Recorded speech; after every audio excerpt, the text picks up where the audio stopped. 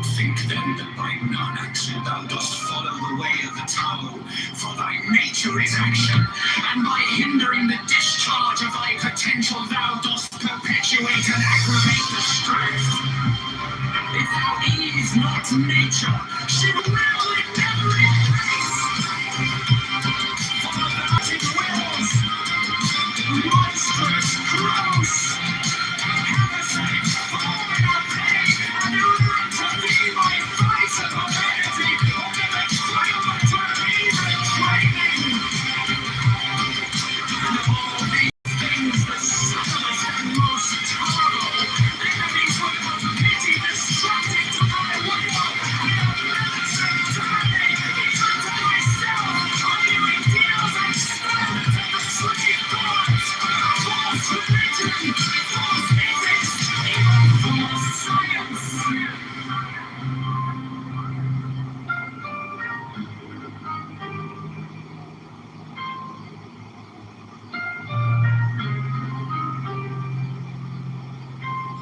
Consider, my son, that word in the core key of the 30 ethers.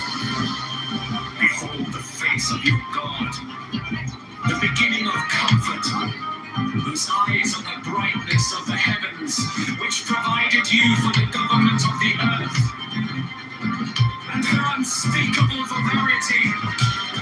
And again, let there be no creature upon her like her same.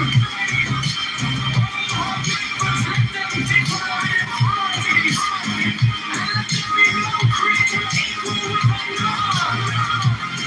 Here also is the voice of true science, crying aloud, dying to is the key and unutterable control of light of fire.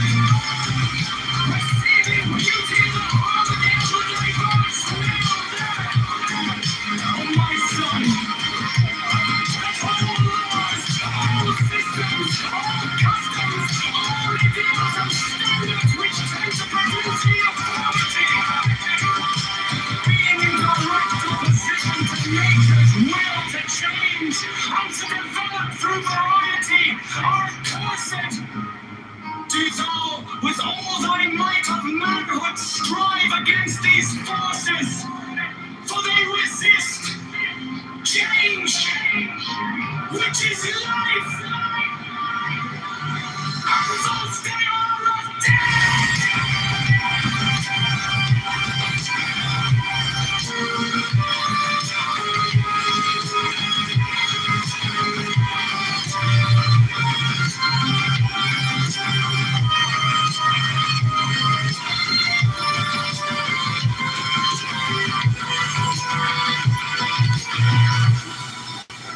Say not, in fine haste, that such stagnations are unity, even as the last victory of thy free will is unity, for thy will and through free function, according to its particular nature, to enable the dissolution of the vitals, and the ideals and standards of the tools of quality on their way.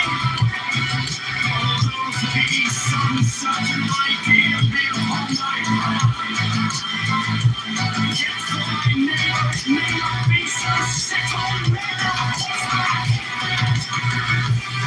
Thou speedest the foot soldier upon his way indeed. What hast thou done to the workman? Thou must have simple laws and customs to express the general will. And so look at that time your violence in me, of blood and fire and night. Now then, here I will declare unto thee the limits of the civil law upon the rock of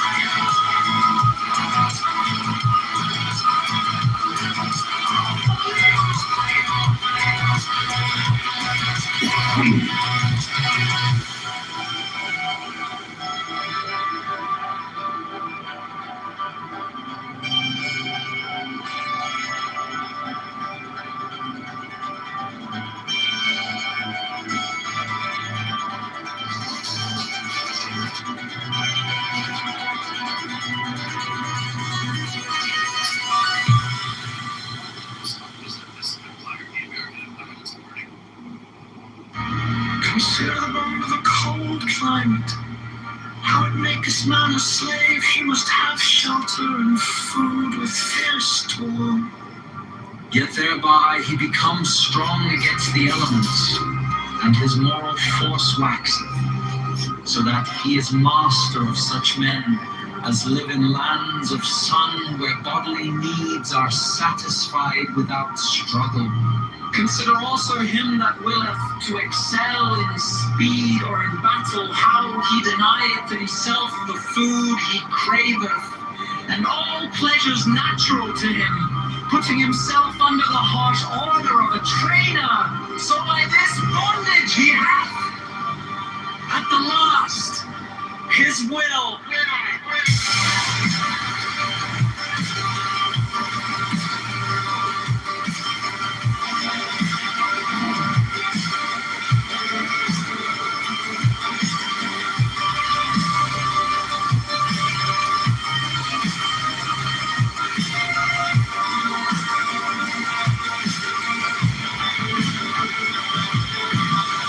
Now then the one by natural, and the other by voluntary restriction have come each to greater liberty. This is also a general law of biology. For all development is structuralization. That is, a limitation and specialization of an originally indeterminate protoplasm, which matter may therefore be called free in the definition of a pedant.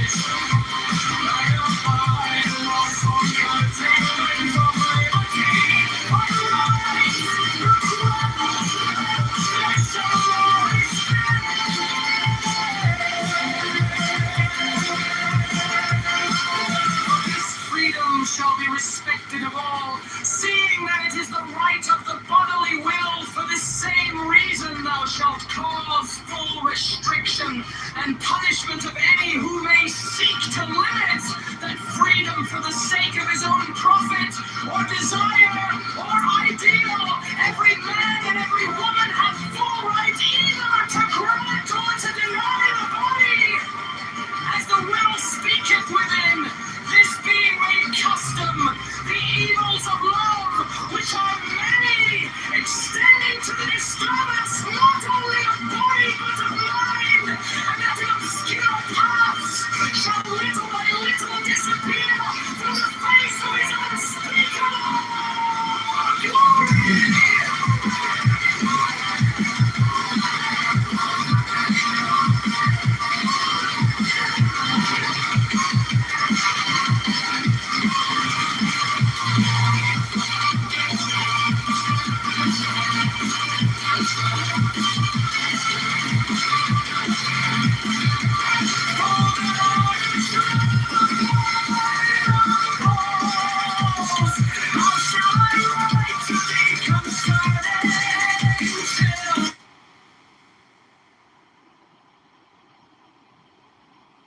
Texas will actually look at you as the aggressor, even though I'm the one that attacked you.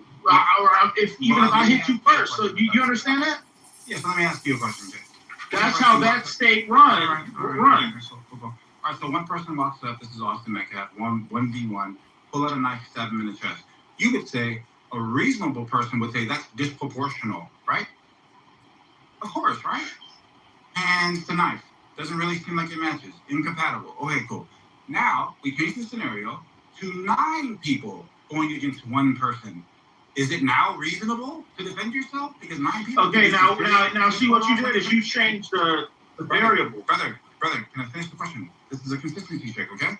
I'm pointing out that if you were to perceive that there's 9 people that are underneath the tent that are all going to do bodily harm on him, it seems reasonable that you're able to use a knife if there's 9 of them.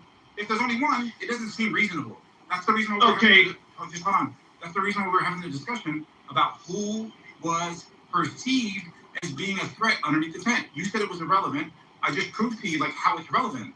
Okay? This goes into his psychology, what he perceives and what a reasonable person would perceive as a proportional response. Okay? That matters. It's very relevant here. I don't know why you brought it to do the trick, but whatever, it doesn't really matter. Okay, let me respond to that real quickly. Is that now there was another case in Texas. No, there was a young man, but it was another case people were talking about, and it was between this white kid and this Hispanic kid. I believe the white kid's name was Casey, and it was a similar case to the Carmelo Anthony case, except the difference was the Casey kid, I guess he had an issue with this other kid, this Hispanic kid, and they were supposed to fight each other. And I guess after school, they met in the bathroom, and this is where they had their altercation. But in this case, what happened was supposedly the kids who were buddies with the Hispanic kid, they supposedly closed the door to the bathroom and locked it so that the Casey couldn't escape. And so he ended up pulling a knife and stabbing his Hispanic kid. He got manslaughter. Okay, the white kid got manslaughter. Casey, he got manslaughter. He's supposed to do 10 years. But what happened was, I think he did a much shorter sentence because of they said it was good behavior. He had good behavior or something while he was in there. But what happened? See, but that's not the case with Carmelo Anthony. With Carmelo Anthony, they weren't in a bathroom with the door locked. Okay, they were in a tent, and there was a confrontation between them two. No one, or at least the way the evidence was presented, no one prevented Carmelo Anthony's escape.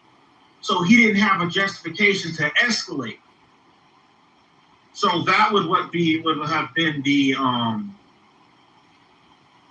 the big difference between those two cases. Yeah, but I mean, like, does that really make a difference? And I'll explain why. If you have a group of people and you're standing in just a complete open field, let's say it's just a straight open field, and you're still in a circle, right, of a group of people that are in close proximity, and the same thing happens, you could run. You could run any which way. You could go 360, it's not going to matter. But the point is that you're still outnumbered. The chances of somebody catching you are going to be much greater, and it seems like the threat is still there. It doesn't matter.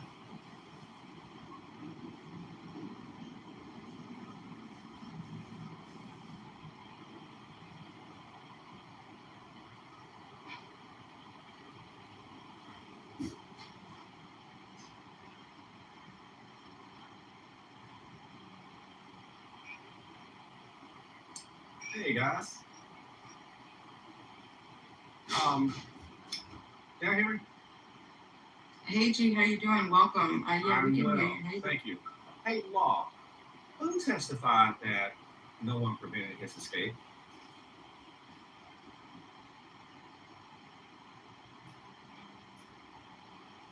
Law, are you there?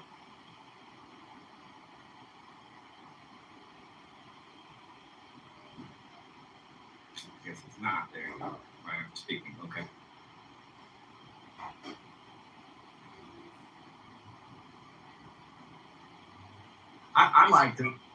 I'd like to see what happens when this guy actually does get adequate representation. That was piss poor legal representation. Period. That was piss poor. I don't know what the outcome is. I don't know how that's going to shape the outcome of the case, good or bad, in between. But I can tell you for a solid fucking fact, that was piss poor representation that kid had.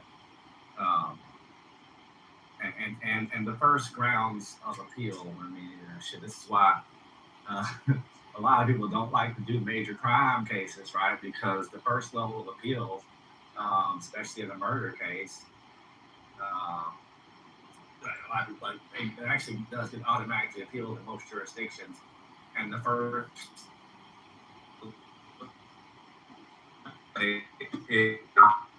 that you have, did your attorney give you a popular representation in that matter? I don't believe he did. I think this guy fell well below the fucking line. Well below the line. The concessions that were made were ridiculous, arbitrary, and dumb. We'll never make those concessions for my client. Period. Nor would I have allowed that kid to testify on the stand. I maintain that from day one. I'm not letting that kid testify. So the thing is Shook testified today that that's what's going to give him the new trial. He testified. He believes that Shook testified. His attorney testified that he believed that the information that Carmelo had to defend himself would have given a completely different opportunity for Carmelo Anthony. So, and another thing I'm going to say too is I was always interested in the fact that the prosecutor and the defense both worked together for years at another law firm. You're the same firm? Yeah, they Get the fuck out of here. They did. They both worked for some I don't remember. A big box firm. Just a random big box firm. I think it was actually called Shook, Gunter, and Worski. Okay. I think that's what it was called, which is hilarious. So it was literally they literally worked together. The firm was literally named after Shook and Worski, the prosecutor and the defense. Well, they were partners. They were they were law partners. They were partners or their fathers were partners? They were law partners. Get the fuck out of here. That is completely.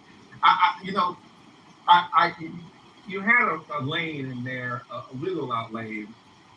When I said random big box firm, I don't know if you know what I meant by that. There's a large law firms, right, that have 27 associates in it, and if I worked at the same firm as somebody else at a big box firm, there's, hit or miss chance that we're going to actually interact on a meaningful level. You know what I mean? But that's your fucking partner on this case? Hey, yo, what the fuck? That's crazy. Yeah, this guy, law schools are going to teach lessons about this when it comes to adequacy of counsel. It was terrible. I have to agree with that. I remember hearing from, there's a bunch of women that I followed that went to the court every single day during the trial. They try to get one of the 27 public seats. Well, some of them got in, and the ones when some got in, others didn't, and so they would still congregate outside, and they would wait for the other to come out with the notes, and then they would share notes, and they did this. I have the names. I could batch them, and you could find them on Facebook because they're still going to the court. They've been there every single day while it's happening now. And what was interesting is that they had said, somebody was just like, I don't know why he's not. What is it called now when you object? That there was no objections, and then there was even a point where the defense attorney asked the judge if he could object. You out your fucking mind. And the you judge out your mind. And the judge was like, I can't tell you that. Asking me. I can't tell you that. I can't tell you if you can or can't. Exactly. The judge was like, what are you eating? What the Big Mom, we call that pro se shit. That's pro se shit. That's when somebody represents themselves without an attorney. That's pro se shit. That's the type of shit that you expect from them. Judge, can I object to this? And then I snicker to myself while the judge gives me the exact same answer that I gave you. I can't tell you that. Shit. You should have a fucking lawyer. I'm not sure how common it is for former law partners to end up in the same trial. I don't know if that's a conflict or interest or not. I don't know because potentially if you're on different law firms, it could cause competition. But I would want that client to sign off on that if they're partners. Yeah, I think so too. Right? If they were because like I said, my analysis changed when you revealed that they were partners, right? If they were associates at the same firm, or if one was an associate and one was a partner, maybe that's a little bit more different, right? But the analysis changes, right? When they were law partners. I'm gonna at least need Carmelo or his family, whomever it is, to sign off on that. That's something they need to sign off on. Yeah, I just feel like I wouldn't want that. Yeah, I just wouldn't want that. I don't want there to be any form or interpersonal anything history that would cause somebody to or not do something and have all of that. I just wouldn't want that. Hell no. No, I wouldn't want that. 337. I guess the judge, they got out and the judge said that he's going to email his decision, that he has to sleep on it just now. Oh, he's deliberating? Okay. That he's going to give his answer in an email. Oh, he's going to issue a ruling. Okay, he's going to issue a written ruling. Yeah. Which means he's probably going to, some unfortunate poor law clerk somewhere that's going to have to do a shit-ass ton of research tonight and over through the weekend. Judge ain't doing it.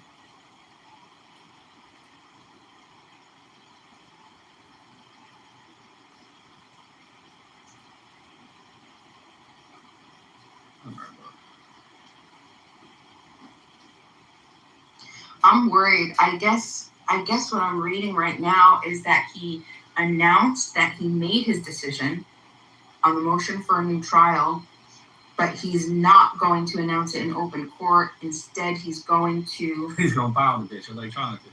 He's going to send it to the attorneys by email. I don't know. That doesn't sound good. I don't know. That means he's probably going to issue an opinion with the shit too. What does that mean? I just got back. I don't think that looks good. That means he's going to, he's probably likely wants to support his decision with case law. At which point he's not inclined to read the whole damn decision off. He'd rather issue an opinion brief, or a brief ruling rather. You know, with supported with case law, blah blah blah blah blah. Right? That's what that means. I feel like he's doing it because he's in fear of his life. I'll tell you that. I'll tell you this. That is actually not uncommon. It's not uncommon? No, it's not. Hold on. That is not uncommon, which means it could be common. Yes, that is not uncommon. I have had a litany of decisions brought back, and the judge was like, "All right, I'll issue my opinion. I'll issue my order. So that's not uncommon. I mean, and that's been from like the $1 million cases all the way down to the insignificant ejectment cases. I've had judges do that in. That actually is not uncommon. That doesn't shock me, if you see what I'm saying.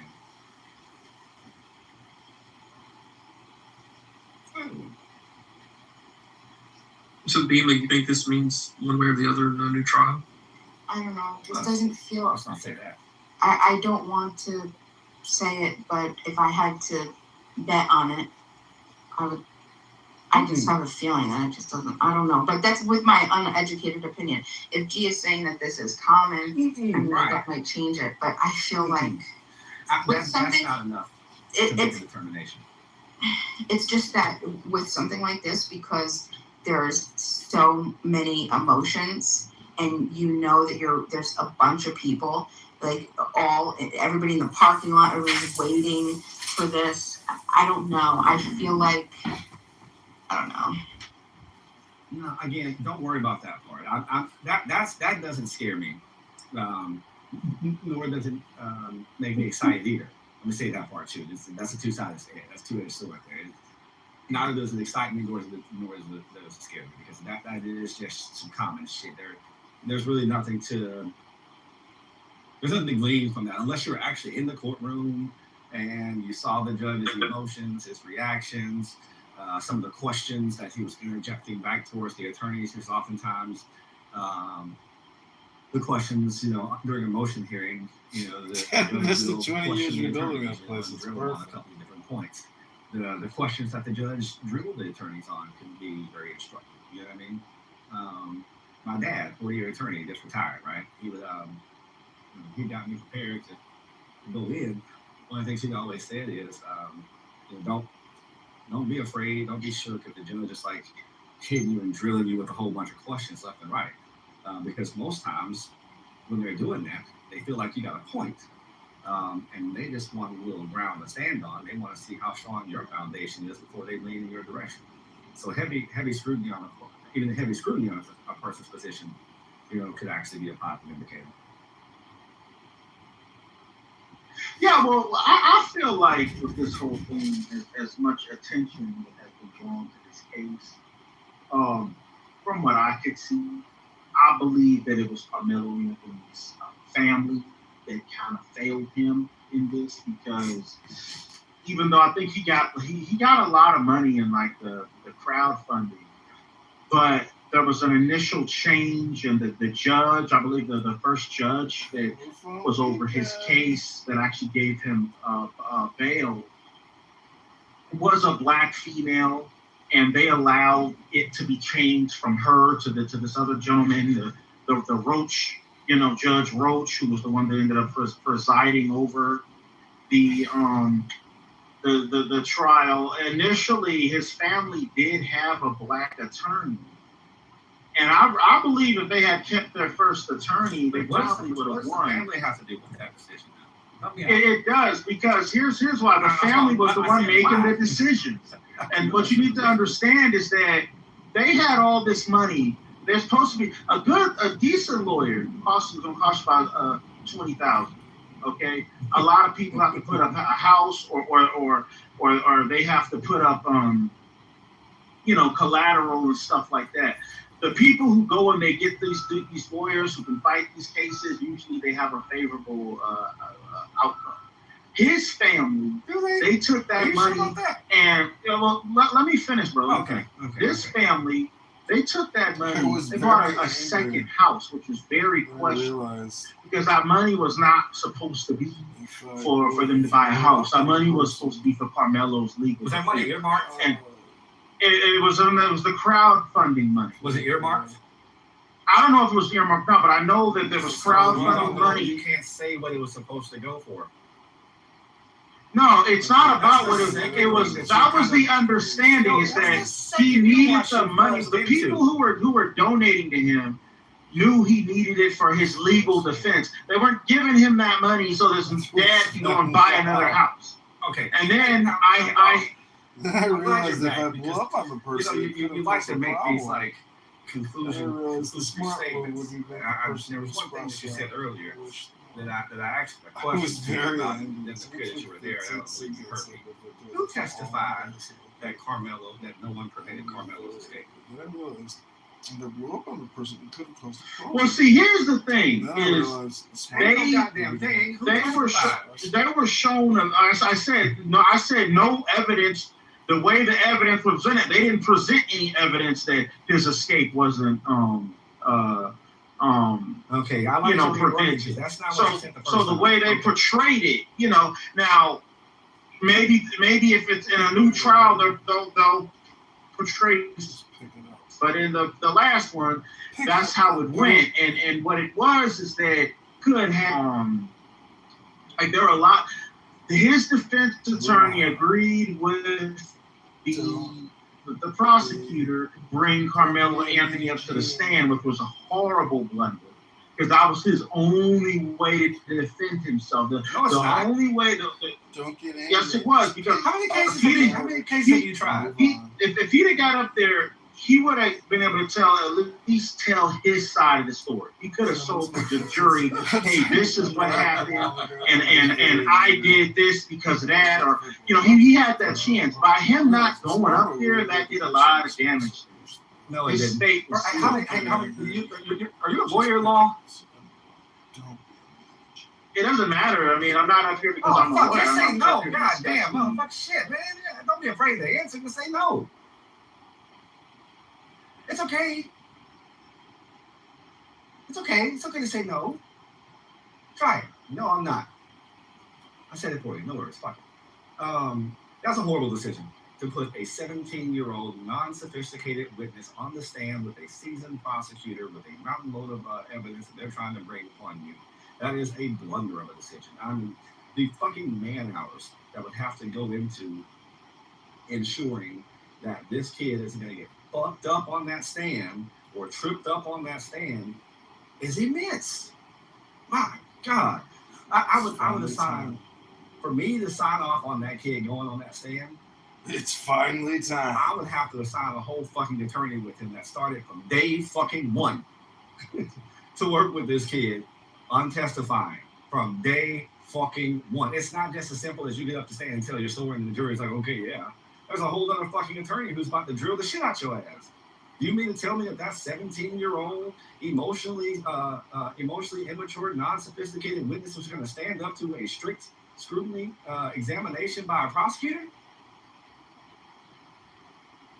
Yeah, well, see, I understand what you're saying, but that still would have been better than not going up there at all, because he could have. And see, here's the thing: I understand cross-examination and stuff like that. I understand that, but they should have. If it had been me, I would have coached him to go up on the stand, because that would have been very important. He needs to get his story out. Damn the cross-examination. No, what you need to do, so that the jury. Reasonable doubt is presenting a reasonable scenario that the jury can say, you know what, I can believe that this reasonably happened. I can believe that this also reasonably occurred over here. So that's called reasonable fucking doubt. Okay, did OJ go on the stand? No. Because the attorneys were successful in setting up reasonable doubt. In this circumstance, I would have cross-examined the fucking shit out of that goddamn brother who was standing right next to him. I'd have nailed that motherfucker to the cross on that goddamn stand. And I would have done a lot more than that. And I don't need to put my client on the stand to do that shit. It would take some serious convincing and demonstration in front of me, watching him get fucking drilled by me and everybody else in my firm, and say, you know, that's some bitch is holding up there. Okay, one slip up, one mistaken slip up, one misinterpretation of a question opens the door up to a litany of shit. Yeah, but also if the prosecutor gets up there for that cross-examination and the jurors perceive that the prosecutor is an asshole, they're not going to listen to the prosecutor. It could go either way. It can go either way. Okay, there's that, but that's the whole thing. Is each side gets a chance to present their side of the story. I've seen cases where, you know, there's someone being cross-examined, and then the prosecutor comes up there, or the other comes up there, and if the jury sympathizes with the person that's on the stand, they may not listen to the attorney. They may block the attorney out. They may. Remember, it's a jury trial. It's what the jury decides. So how they feel about it. That's how it works. After your client gets on the stand, you can't. Well, that's your opinion. You know, you entitled to your opinion. I'm entitled to mine. We're two different people.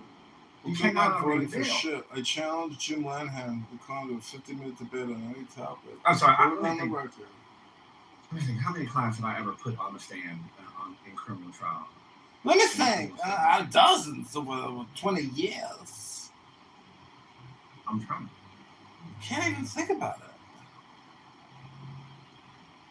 I don't think I put a single client. I don't think I put a single motherfucker on the stand. I'm looking all the way back in my memories. I don't think I've ever put a single client on the stand and testify. I didn't think I did. I didn't think I was a lawyer. I didn't think I was a lawyer for a lot of years. It is a huge.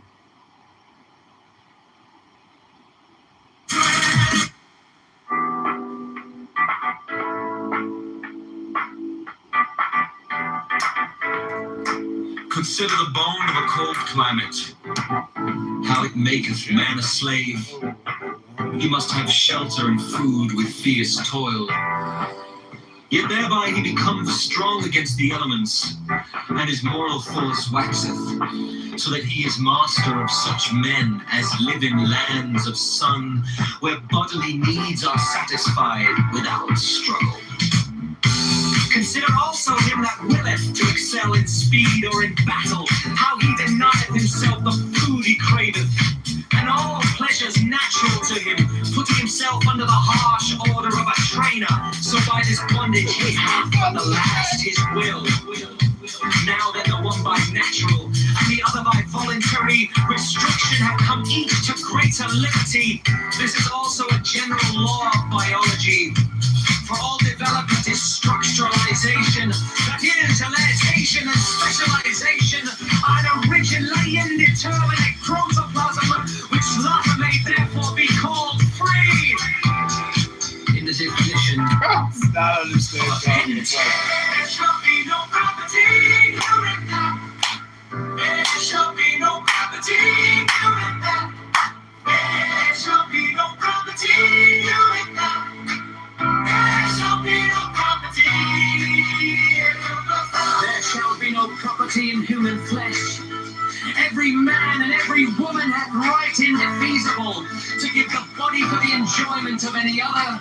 The exercise of that right shall not be punished either by law or by custom. There shall be no penalty either by loss or curtailment of liberty, of rights, of wealth, of social esteem. But this freedom shall be respected of all, seeing that it is the right of the bodily will. For this same reason thou shalt cause full restriction and punishment of any who may seek to limit that freedom for the sake of his own profit or desire or ideal. Every man and every woman has full right either to grant or to deny the body, as the will speaketh within. This being made custom, the evils of love, which are many, extending to the disturbance not only of body but of mind, and that in obscure parts shall little by little disappear from the face of his unspeakable glory. There shall be no property in human love. There shall be no property in human love. There shall be no property in human love. There shall be no property. Oh, that art the child of mine on bowels, how shall I write to thee concerning children? For herein is the Gordian knot in our whole rope of wisdom, and it may not be severed by sword. No, not of a greater than Alexander the Two-Horned. And it is a balance like that of the egg, and the violence of a Columbus will but crack the tender shell, which we must first of all preserve. Now sentinel to this fortress stand of a certain paradox of general application, and in this large order I will declare it, so that its particular sense may enlighten thy mind hereafter. And this is the paradox, that there are bonds which lead to slavery and bonds which lead to freedom. All we are bound in many fetters by enwirement, and it is for ourselves in great part to determine whether they shall enslave us or emancipate us. And I will make clear this thesis to thee by the way of illustration.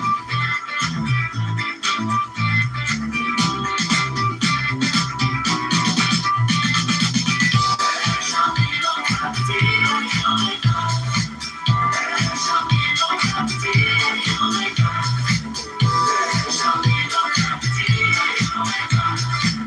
There shall be no property.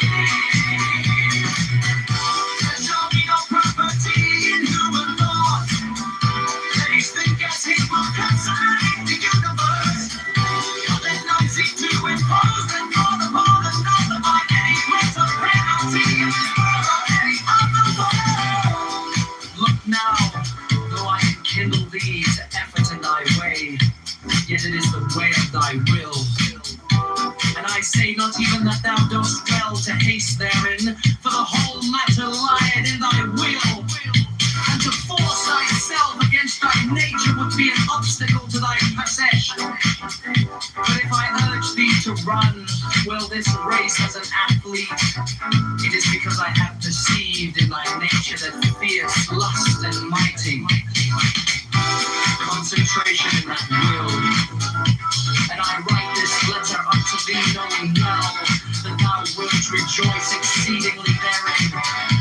Since it is an expression of feeling or will, and it may be a discovery thereof, which thing thou vehemently seekest, I charge thee therefore that thou permit none to tyrannize any within thought, rooted fresh and unneeded or wise, to blaspheme and great liberty of our Lord and Messiah, the great cosmos, or of his vicegerents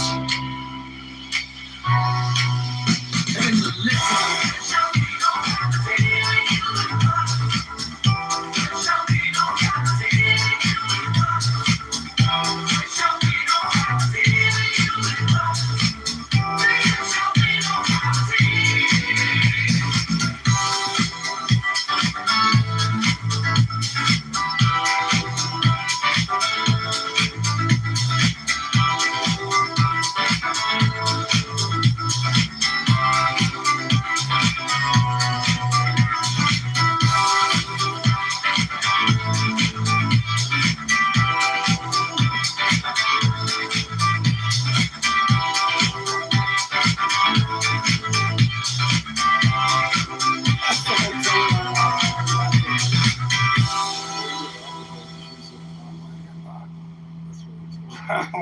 Magazine.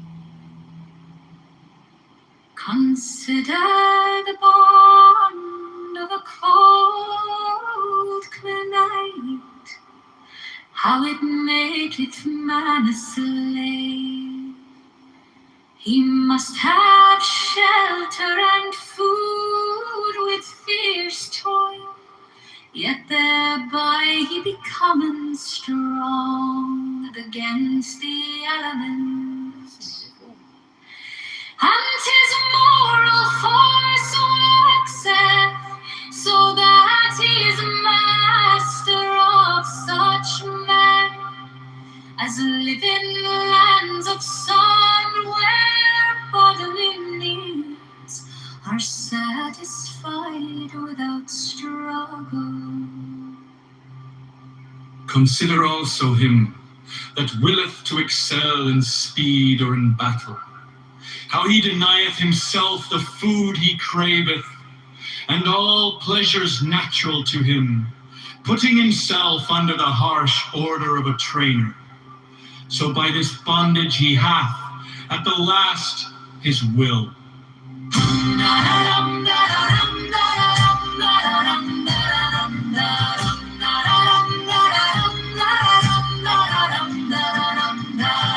None on the one by natural, and the other by voluntary. Restriction have come each to greater liberty. This is also a general law of biology, for all development is structuralization, that is, a limitation and specialization of an originally indeterminate protoplasm, which latter may therefore be called free in the definition of a pedant. There shall be no property in flesh. Every man and every woman have a right in death feasible to give the body for the enjoyment of any other. The exercise of that right shall not be punished either by law or by custom. There shall be no penalty either by loss of curtailment of liberty, of rights, of wealth, Or of social esteem. But this freedom shall be respected of all, seeing that it is the right of the bodily will. For the same reason thou shalt cause full restriction and punishment of any who may seek to limit that freedom for the sake of his own profit, or desire, or ideal. Every man and every woman have full right either to grant or to deny the body, as the will speaketh within. This being made custom, the evils of love, which are many, extending to the disturbance not only of body, but of mind. And that in obscure paths shall little by little disappear from the face of his unspeakable glory.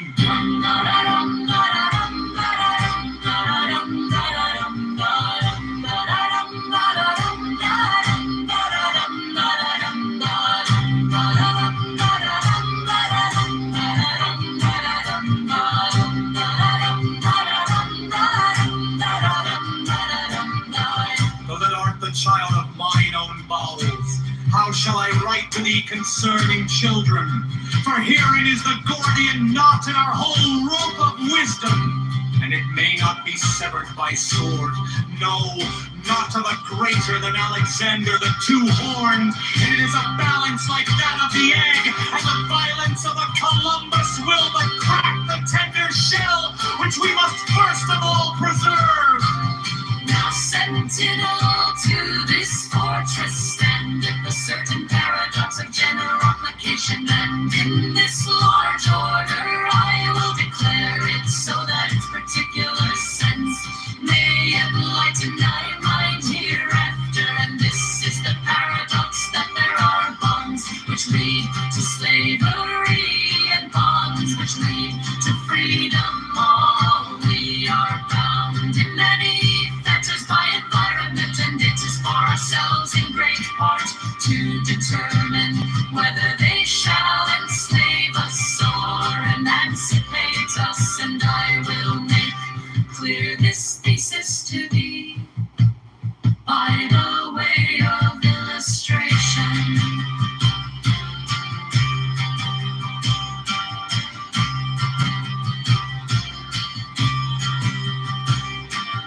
There shall be no property in human thought. Let each think as he will concerning the universe, but let none seek to impose that thought upon another by any grant of penalty in this world or any other world. Now though I enkindle thee to method in thy way, yet it is the way of thy will, and I say not even that thou dost well to haste therein, for the whole matter lieth in thy way, and to force thyself against thy nature would be an obstacle to thy passage. But if I urge thee to run well this race as an athlete, it is because I have perceived in thy nature that fierce lust and mighty concentration, in that well that I write this letter unto thee, knowing well that thou wilt rejoice exceedingly therein, since it is an expression of thine own will, that it may be a discovery thereof, which thing thou vehemently seekest. I charge thee therefore that thou get none to tyrannize any other in thought, or to threaten, nor in any otherwise to blaspheme the great liberty of our Father, the Son, and the great cosmos, or of his best surgeons in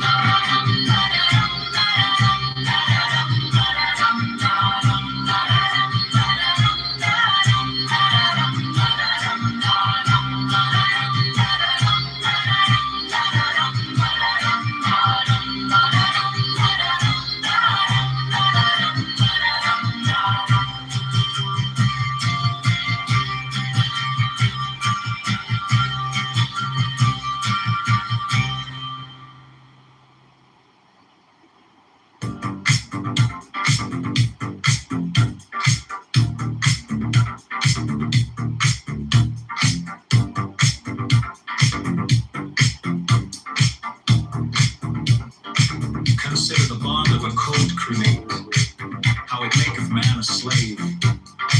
He must have shelter and food with fierce toil, yet thereby he becomes strong against the elements, and his moral force waxeth, so that he is master of such men as live in lands of sun, where bodily needs are satisfied without struggle.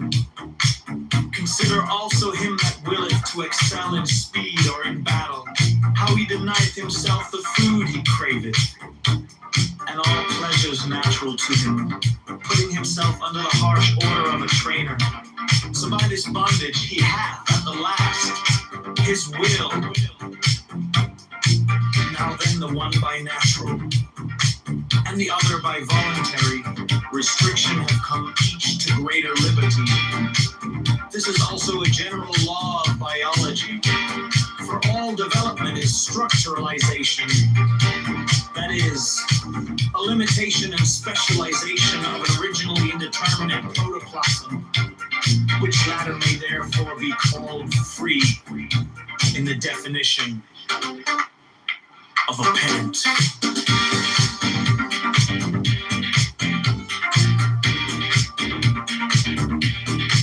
There shall be no property in human flesh. Every man and every woman have right indefeasible to give the body for the enjoyment of any other. The exercise of that right shall not be punished by law or by custom. There shall be no liberty either by loss or curtailment of liberty, of rights, of wealth, of social esteem. But this freedom shall be respected of all. See that it is the right of the bodily will. For this same reason thou shalt cause full restriction and punishment of any who may seek to limit that freedom for the sake of his own profit or desire or ideal. Every man and every woman hath full right either to grant or to deny the body as the will speaketh within. This being made custom, the evils of love, which are many, extending to the disturbance not only of body but of mind, and now in obscure paths, shall little by little disappear from the face of his unspeakable glory. Throw that off the child of mine, and those how shall I write to thee concerning children? For here it is the 40-year-old in a whole robe of wisdom, and it may not be severed by sword. No, not ever greater than Alexander the Two-Horned, and it is a balance like that of the egg and the violence ever. Columbus will but crack the tender shell which we must first of all preserve. Now sentinel to this fortress standeth a certain paradox of general application, and in this large order I will declare it, so that its particular sense may enlighten thy mind hereafter. And this is the paradox, that there are bonds which led to slavery, and bonds which led to freedom. All we are bound in many fetters by environments, and it is for ourselves in great part to determine whether they shall enslave us or emancipate us. And I will make clear this thesis to thee by the way of illustration.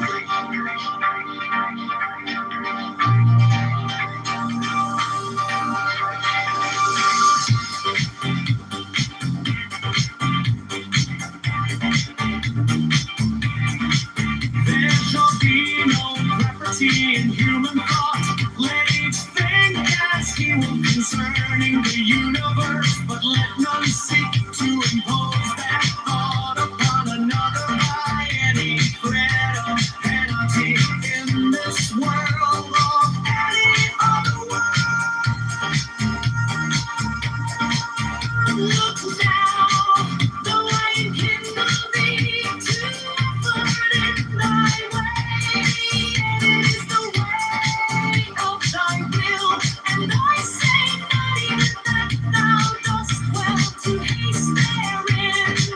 For the whole man lieth in thy will, and to force thyself against thy nature would be an obstacle to thy passage. But if I urge thee to run well this race as an athlete, it I have perceived in thy nature, that fierce, lust, and mighty, concentration in that will. And I write this letter unto thee, knowing well that thou wilt rejoice exceedingly therein, since it is an expression of thine own will, and it may be discovery thereof, which thing thou vehemently seekest. I charge thee, therefore, that thou permit none to tyrannize any other in thought, or to threaten, or in any other wise to blaspheme the great deity of our Father, the Son, and the great cosmos, or of his Viceregent.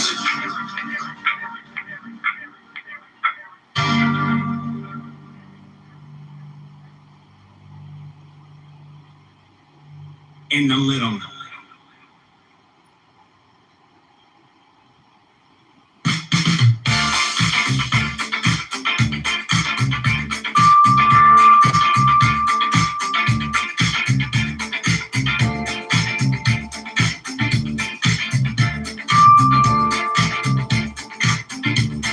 Consider the bond of a cold cleanse, how it make man a slave.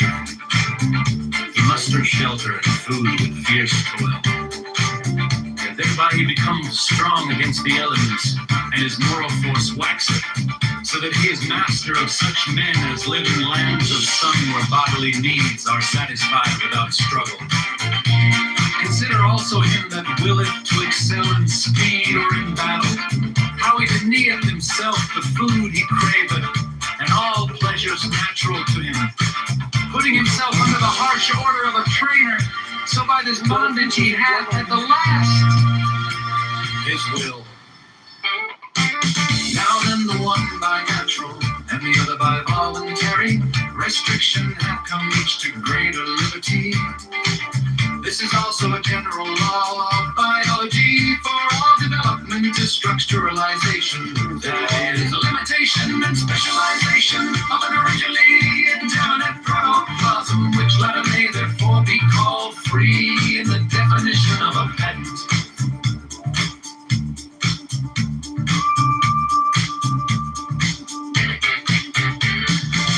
There shall be no property in human flesh. Every man and every woman have a right in the physical to give the body for the enjoyment of any other. The exercise of that right shall not be punished either by law or by custom. There shall be no penalty either by loss or curtailment of liberty, rights, well-marked social esteem. But this freedom shall be respected of all, seeing that it is the right of the bodily will. For this same reason thou shalt cause full restriction and punishment of any who may seek to limit that freedom for the sake of his own profit or desire or ideal. Every man and every woman hath full right either to grant or to deny the body, as the will speaketh within this being made custom, the evils of love, which are many, extending to the disturbance not only of body but of mind, and that in obscure paths shall little by little disappear from the face of his unspeakable glory.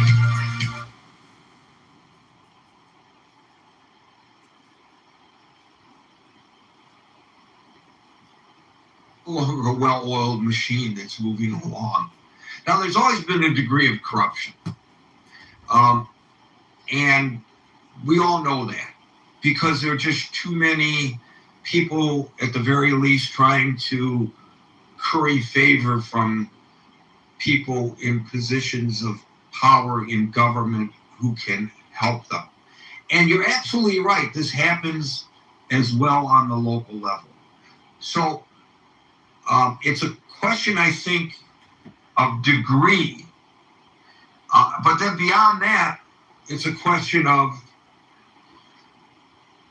whether or not it ought to be investigated and whether those investigations in the aggregate help the people or just serve as a distraction. Actually, it's the question is easily You answered. have to wait, King. We go one at a time. Sorry about that. But I'll get to you. Don't worry. I will get to you. You're kind of long-winded, though. I am. Because you have an agenda. I have an agenda. Okay. Thank you for pointing it out. If you don't like the way the room is run, then this is not the room for you. I recognize, King, that I have a unique style, perhaps, and that I am not everybody's cup of tea. Apparently, I am not yours, and I will just have to live with that. Somehow, I will shake it off and move on. The point is, I told you the rules, and you did not want to adhere by the rules. I have no idea what your position is, so I didn't remove you from the stage because I disagree with you. And by the way, please back channel me and tell me what my agenda is so that I understand it. Because I didn't realize I had an agenda other than trying to encourage people to discuss a topic. Gary, I can tell you your agenda. Your agenda is keep the themes in perspective, make sure individual, when they come to the stage, we don't have time limit. We talk what we like. We don't argue with each other. You don't agree with me. It's a perfect. And these are the agenda you have. I don't know what to do with you. I know. I feel so bad for that. Thank you for pointing out. Thank you. I'm moving to Cuba. Thank you for that, Alan.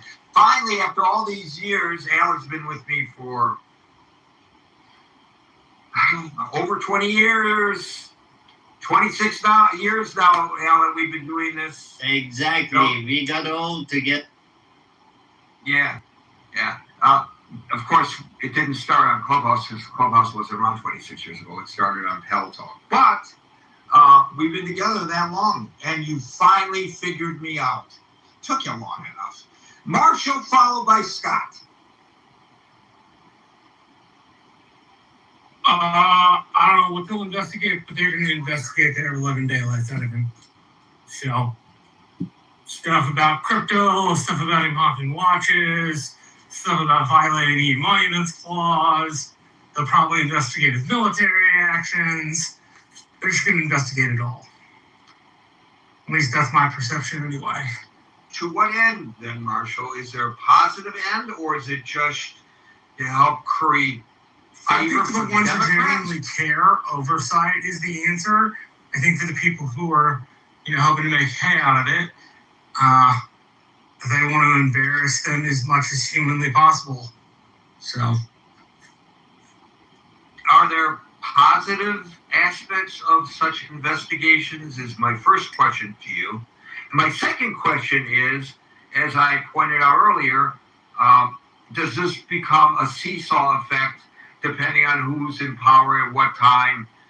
Is this like our future? One party investigating the other, and then the other investigating the first? Yes, oversight, and probably yes, with divided government, you will have, in particular, if the Democrats control the House, you will have the power for investigation and subpoena and inquiry found in the House. I hope they don't impeach him. I don't think it's practical or even advisable. But they're certainly going to do oversight. The people who genuinely care about the oversight and think he's really genuinely stepped over his bounds, they'll be there. But so will the folks who, want to be Machiavellian and make hay of it all. Right? They're going to exist in the same space at the same time. And I don't know which side of that will win out. I don't know whether the cynical side does or whether the altruistic side in genuinely trying to oversee and provide a check on the president of an opposing party versus just being an ass is. So we'll see. The Democrats have as many people who can be asses as the Republicans can. So as a Republican, are you looking forward to these investigations, or do you view them with a degree of trepidation?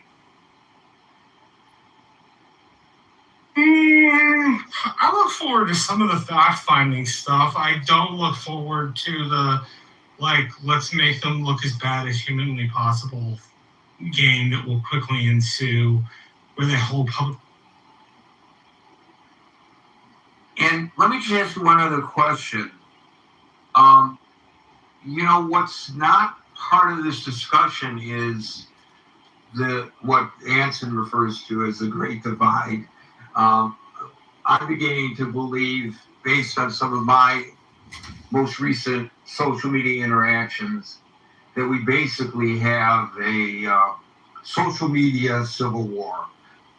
It's certainly not bloodletting, thank God, but it is gut-wrenching nonetheless that people who have had lifelong relationships are discarding them over politics. That's, to my mind, I don't not think politics is ever worth friendship. If that means you have to put politics to the wayside, do so. Your friendships and your family are more important than that. Right. So I get that, but I'm just saying if that's what's happening in our country. And so I'm wondering whether that should be taken into consideration as a party in control of the House, whether it's the Democrats this time, whether 2 years hence it's the Republicans, whether they ought to take into consideration the effect on the body politic and how it is just helping widen potentially that gap rather than. Yeah, I think you should play the game, but not so hard to break the board, or upend the pieces. Right? The question is, do people have a similar sense of restraint and understanding that you can strain the system past a breaking point? Right? You can certainly break it. The idea is to play with it, bend it, but not break it. Yeah, I think it's a very delicate balance, and it's really up to us, the citizens, to take whatever information we get and use it in a positive manner. I just am very troubled by how we as so-called adults handle the information that's presented to us, to the point where we discard our relationships with other people and treat people with a lack of respect. I mean, I think the extreme partisanship makes that oversight, can make that oversight a bit more toxic. When it's not about oversight and it is about partisan gotcha, it just becomes that much more toxic on the rest of the population. Of course, if this occurs, that the Democrats do wrestle control of the House, and if it occurs that these committee hearings are held and investigations are launched, people who tend to be supportive of the Democrats will say this is oversight, and people who tend to be supportive of the Republicans will say that this is, what, as you put it, gotchaism. And I'm sure there will be a combination of actual oversight and genuine witch hunt. Yeah. And the witch hunt will be sponsored and pushed on by extra partisanship. But here's the good news, Marshall. It will then fall upon the good people of the Critical Thinking Forum to suss it all out for the rest of humanity. So, we have a responsibility, and I know that we will live up to the challenge, Marshall. We in the Critical Thinking Forum. Thank you, Marshall. We'll go to Scott, followed by Les. All right, here we are. Can you hear me okay, Gary? Yes, sir. All right. So, Gary, yeah. Okay, I'm just doing something here. Sorry. Oh, there we go. Yeah, I obviously the Democrats are going to do some investigating. There'll be. It's interesting. I was reading something that one of the things they were saying was that with some of the business stuff like Apple and Alphabet and Palantir and Blackstone and BlackRock, that they'll report that they'll investigate the businesses, right? That that on the business ends, because then the executive privilege stuff can't be sort of thrown down, and all the obfuscation can happen. But so that was kind of interesting. So yeah, they're gonna obviously look at the family business and financial interests, including the foreign investments and the cryptocurrency and the government contracts and spending. The sort of relationship to wealthy individuals, the stuff, all the pay to play stuff, the potential abuses of federal power, the crazy stuff about, oh gosh, was it yesterday in the room somebody made the point that Trump's invested in detention centers and making money by detaining people. Yeah. That's just crazy. I mean, this is just insane. So yeah, I think that it will be partisan and zealous, of course. I mean, that's the nature of the beast. I mean, again, I've said this many times. The founders imagined that we would have enough ambition and enough interest in the powers of the branches that it wouldn't require partisanship to do oversight, that the branches themselves would be jealous for power, each other's power and its own power. That doesn't work, we see, right? I mean, what happens is when you have one-party government, there is an oversight, but very rarely oversight. So, yeah, it will be partisan, but it's the only kind of oversight we're going to get of an administration that desperately needs it, right? And this is the way our system works now. It's sad that it works this way, but you only get oversight that's partisan. So, I mean, maybe this is the argument for divided government. I don't know. It's less efficient, but you do get more accountability. And I wish we got accountability without divided government. But I wish we could get things done and have a government that functions with integrity. It doesn't seem like we're often capable of that. So yeah, I think that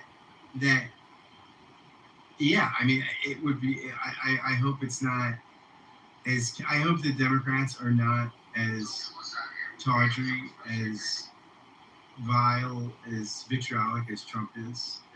Just my own. I'd like my own team to. I'd like a little bit of Michelle. Oh, just you wait, Scott. Nobody told him it was. I promise you. Just when you don't think it can, it will collapse. Mike, please. Thank you. Probably so. But yeah, I mean, I wish we had a little more Michelle Obama. When they go low, we go high. But I think that's probably a little overly optimistic. But yeah, if that's what we have to take, if we have to take some ugly partisanship to get real accountability, it's probably a price worth paying. Well, you said the founders envisioned one thing, but it's not working out. But it did in the past. Nixon was not removed from office by the Democrats. Nixon was removed from office by his own party leaders who came and visited him at the Oval Office and said, "Mr. President, it's time for you to leave." And he understood that and he left. And he knew he would have lost, right? He knew he would have lost. Right, Nixon had Fox News, he could have fought it. Well, the point is, yes, so the landscape has changed tremendously, obviously. We have cable news, we have the internet, and that helps feed the change. But I don't think that the founders miscalculated. The problem is maybe less the people in government and more the constituency. They reflect the will of the constituency. If there was this groundswell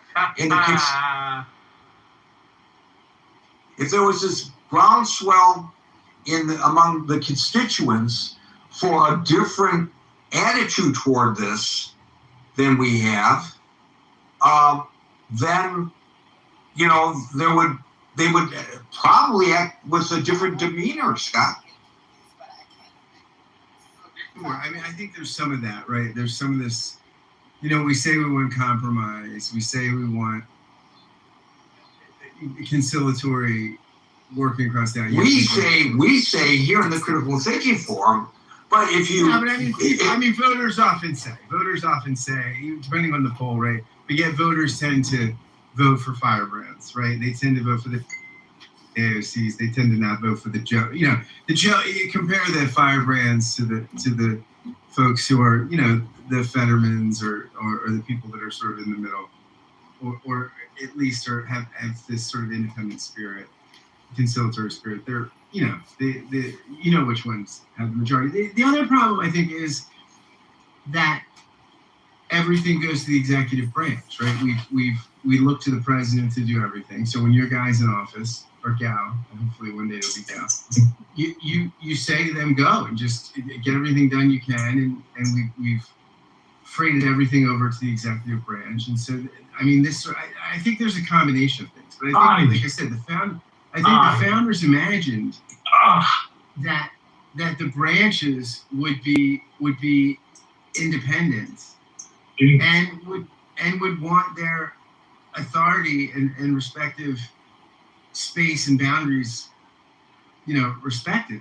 That's just not the case, right? It just does not work when there's one party government. It's just seldom. Again, you put Nixon was an exception, right? I mean, because he was really guilty. But in general, I think the only way we really get decent oversight is divided government.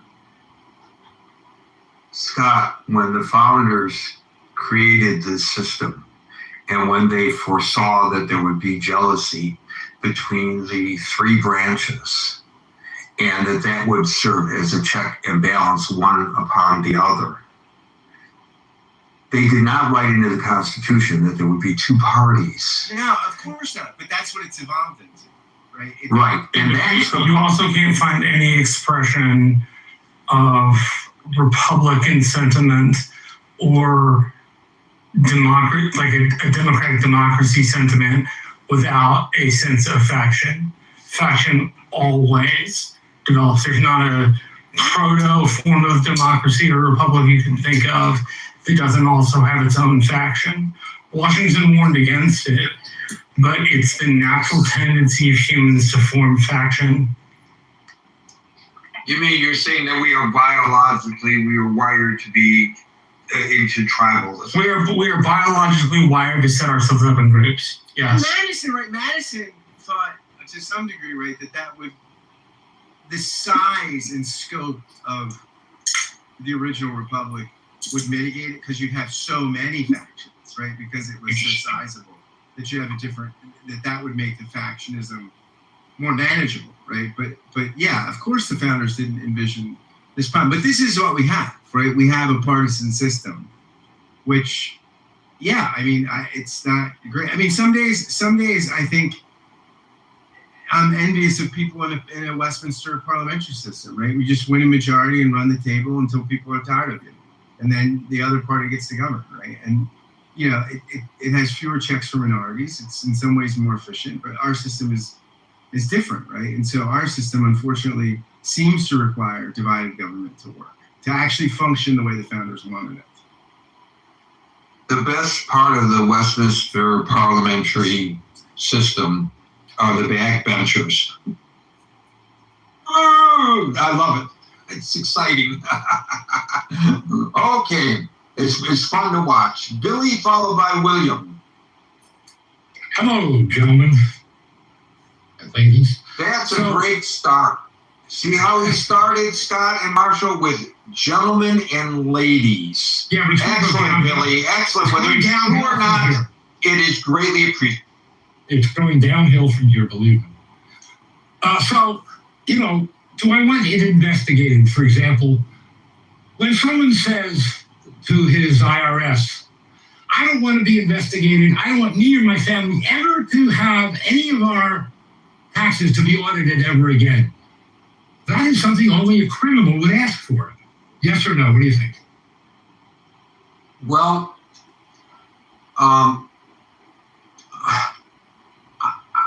nobody wants to be audited.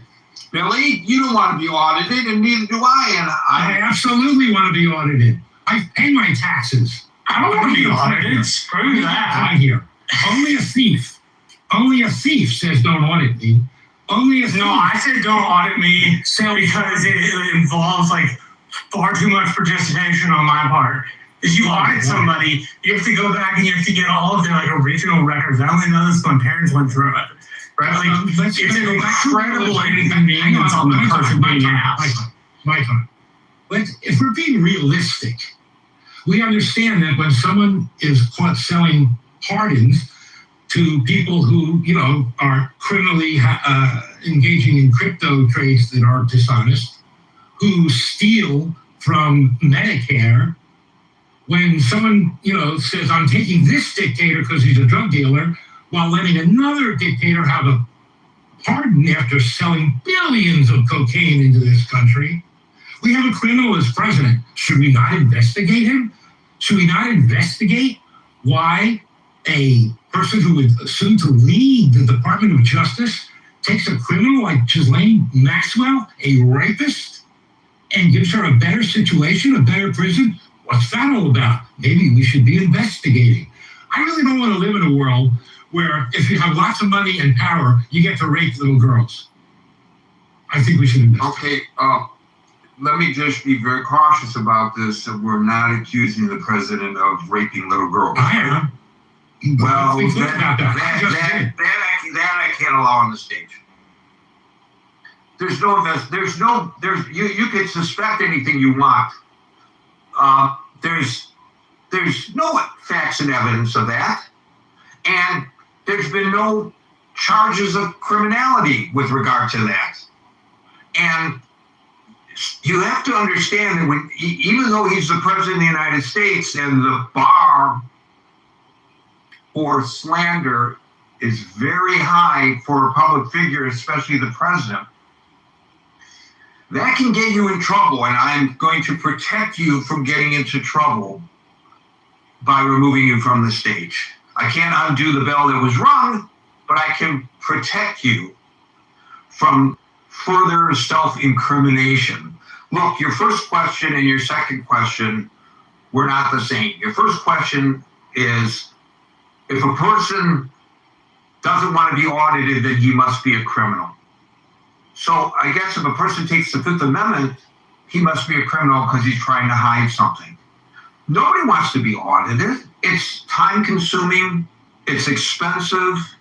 It causes for there to be pressure put on a person. They have to set aside their daily activities because they have to deal with this now.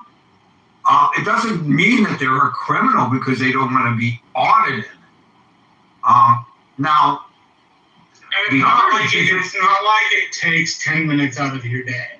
There's just literally hours of putting together records. And it's costly. My parents, they made my dad pull boxes and boxes and boxes out of storage and spend 6 to 8 months searching through boxes to find just the right piece of paper to satisfy the IRS, who ended up telling them they didn't own the money that they audited them for to begin with.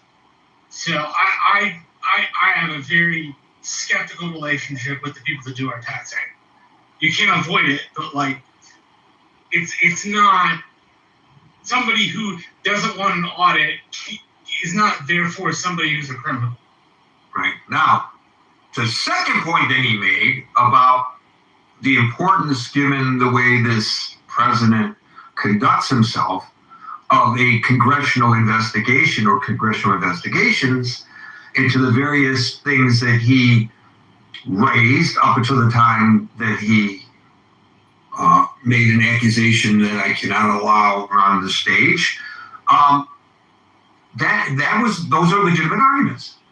All the things that he said were true. These are things that are a matter of fact that have occurred and are occurring in our society. The pardoning, the cryptocurrency, et cetera, and so his point that he was trying to make, that he believes that is a reason why he supports the the investigation of the president following the midterm elections, should the Democrats regain control of the House, I get that argument. It's a legitimate argument to make. William, followed by David. Let's start with the emoluments clause. Emoluments clause violations are things that not one person on this stage or in the audience can deny have taken place. It's been so blatant, right in front of your faces. Emoluments clause, what is that supposed to protect us for? It's supposed to protect us from undue influence of kings, sultans, emirs, foreign leaders, monarchs, and other influences that can come from abroad. There's a foreign emoluments clause and a domestic one, but I'm sticking with the foreign. The Qatari bribe jet, right in front of everybody's faces. There is no way that doesn't violate the emoluments clause of the Constitution. Now, if you believe in the Constitution, if you want to uphold the Constitution, if you believe in rule of law, if you want to be governed in a rule of law country that is under the Constitution and laws, then yeah, maybe investigations are a good thing.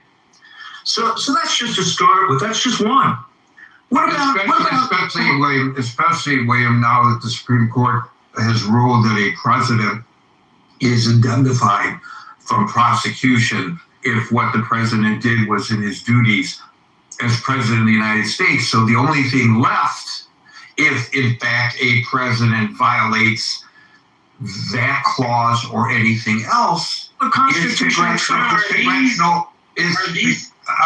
can I finish? I'm supporting you. You shouldn't be interrupting me anyway, but especially when I'm supporting your point, is congressional oversight. I don't see any other way to hold, at this point, a president in check should the president be suspected of violating any law because he is indemnified. Well, I guess the example that was stupidly, in my opinion, used on my social media the other day, the shooting of somebody on Fifth Avenue because he made that dumb remark that he could get away with shooting somebody on Fifth Avenue. I don't think that would apply because that wouldn't be in his duties as president of the United States, and it would be in the hands of the Manhattan DA, not his Justice Department. But at any rate, I'm underscoring your point that if a president were to violate a law or a clause in the Constitution, I think, based on my understanding, the only counterbalance to that is congressional oversight. There's no legal oversight. Well, Wait,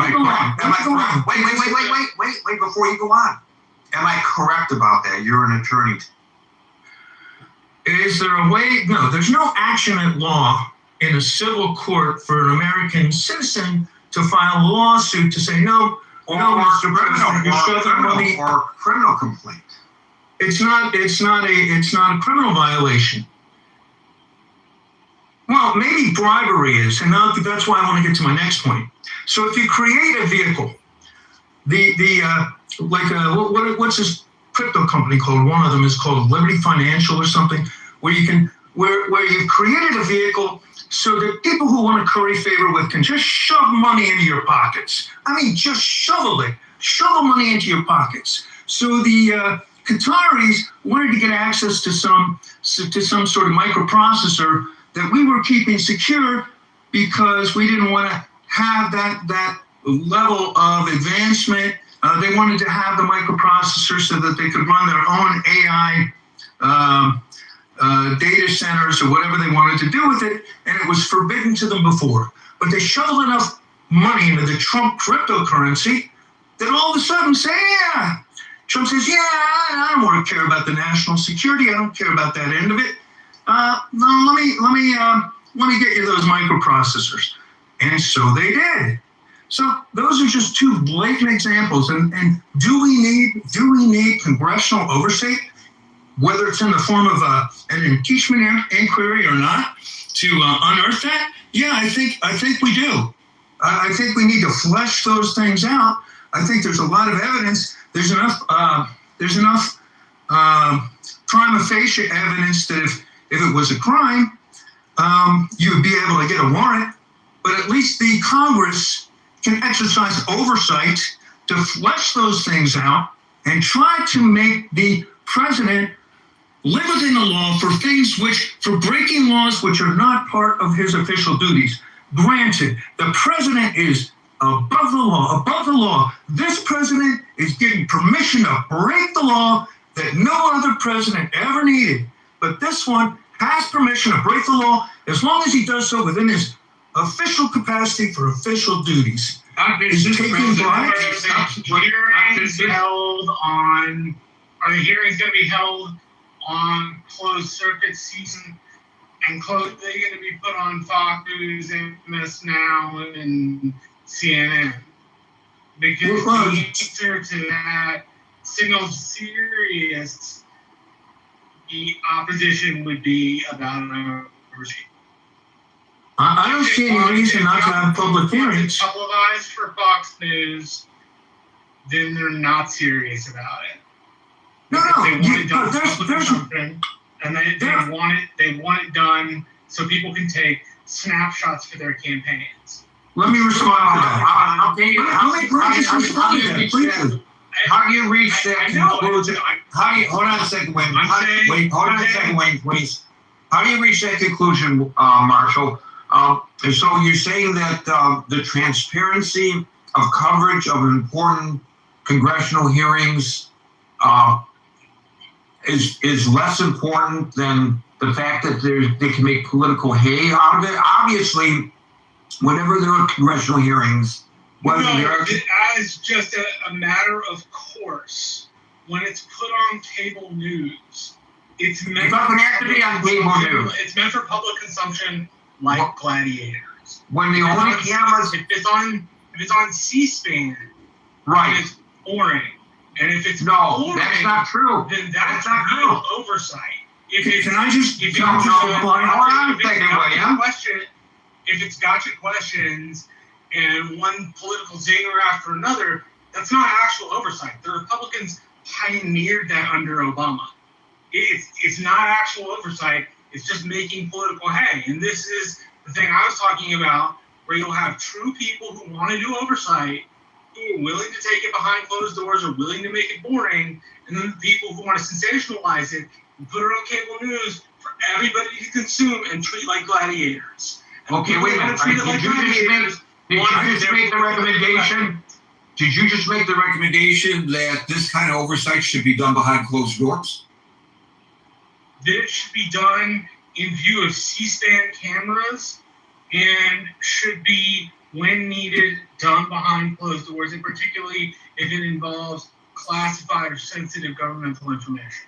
Well, what that William brought up is classified or sensitive government information, or any of what Raskin and Garcia brought up in the article. I didn't say that the stuff he said was classified information. What I am saying is the tendency over the last 20 years has been to indict people in the court of public opinion when they do hearings on cable news. Very rarely are the cable news shown hearings substantive, fact-finding, oversight missions. Because in a lot of ways, you need to be able to answer in a way that you wouldn't if you were sitting on national television. You need to, it's part of the reason the Constitutional Convention was private. Because people in true oversight need to say that. Then you produce a report and you submit it to the public. But the gamification through cable news of this kind of stuff is not good for us. It's like eating pork rinds and being surprised that we're fat. So you're. Can I give a one sentence response? So you are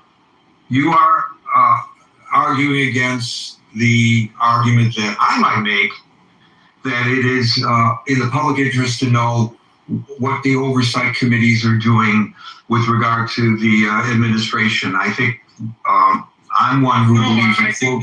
I think it's explicitly in the public interest. I just think the information transmitted to the public should be presented in a boring fashion, which is Why? I said C-SPAN. Why? Because when it's sensationalized, it has the tendency to make campaign commercials and not actual policy in the last 20-ish years.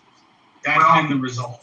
Well, I think if you really go back and look at some of the C-SPAN hearings, when there are no CNN, MS Now, I'm not saying they can't be fiery. I'm saying C-SPAN for me is a stand-in for boring. well, maybe if they normal, all facts presented, no kind of gamification of the hearing, right? Now, I'm complaining about something that's never going to stop. I mean, it's going to happen whether I like it or not. I'm just saying I don't think it's healthy to gamify it on cable news in the way we do. It's why I would rather it be boring. If it's boring, then people actually have to pay attention to the ideas. If it's sensational, they pay attention to the emotion. So Marshall, chicken and egg, which came first? The boring topic? So if you have a boring topic and suddenly CNN decides, let's cover this boring topic. Let's talk about corn futures. We're going to have a hearing of the agriculture or something.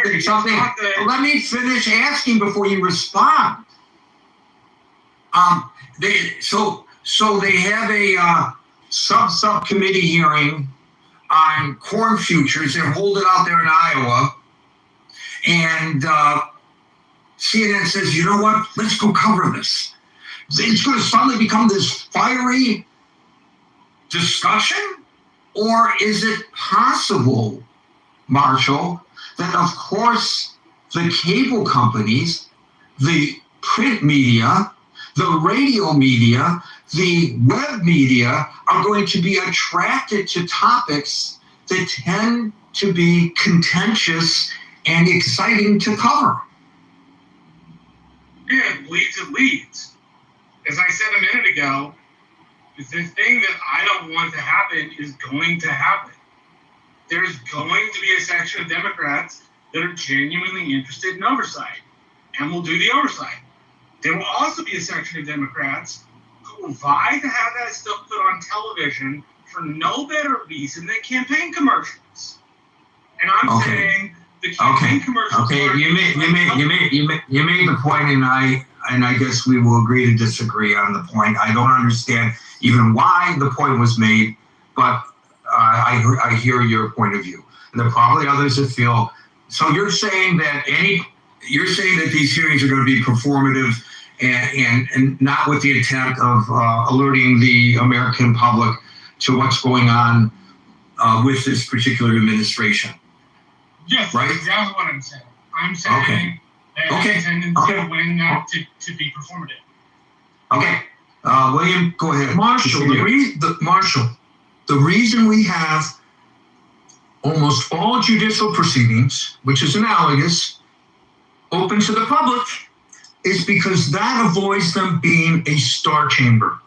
So that there is a utility, there is a value in, regardless of whether or not you like the way that the participants are acting, and the public can judge that for themselves. But there's a value to having it open to the public. There's a value to the transparency, especially when you're dealing with matters of public corruption. And you know, they're. I'm not saying there's not an importance in transparency and knowing to the public what's corrupt and what's not corrupt. That's not my point. I think over 50% of the time, these hearings are used to grandstand. They're not used to inform. And what's the point of putting the truth out there if what the truth is then used for is some twisted agenda of some weird political mind who wants to get a one-up on their opponent? Now, I'm not saying don't expose the information. Expose the information. I'm just saying you can either have a when government is boring, then the truly sensational stuff, like the tawdriness of the president hawking watches out of the White House, like that, right? When it's not all rah, rah, rah, rah, rah, then the truly insane stuff can take center stage, and it's not overly performative. It is, this is some wild behavior that we think is bad and shouldn't happen. But if it's used to gamify, then you sacrifice the ability to truly hold somebody accountable to the political wins of a future election. Maybe I don't know how you get between it. As you said, it's going to we're happen going to move on anyway. from this particular point of the discussion, but I will say that maybe it is beneficial to alert the public in a partisan manner that causes them to vote for people who will not abide by these kinds of activities if people find that these kinds of activities that are being exposed are inappropriate. Maybe it's a good tactic in that regard. But William, go on to your original point, not about whether these meetings should be held publicly or not.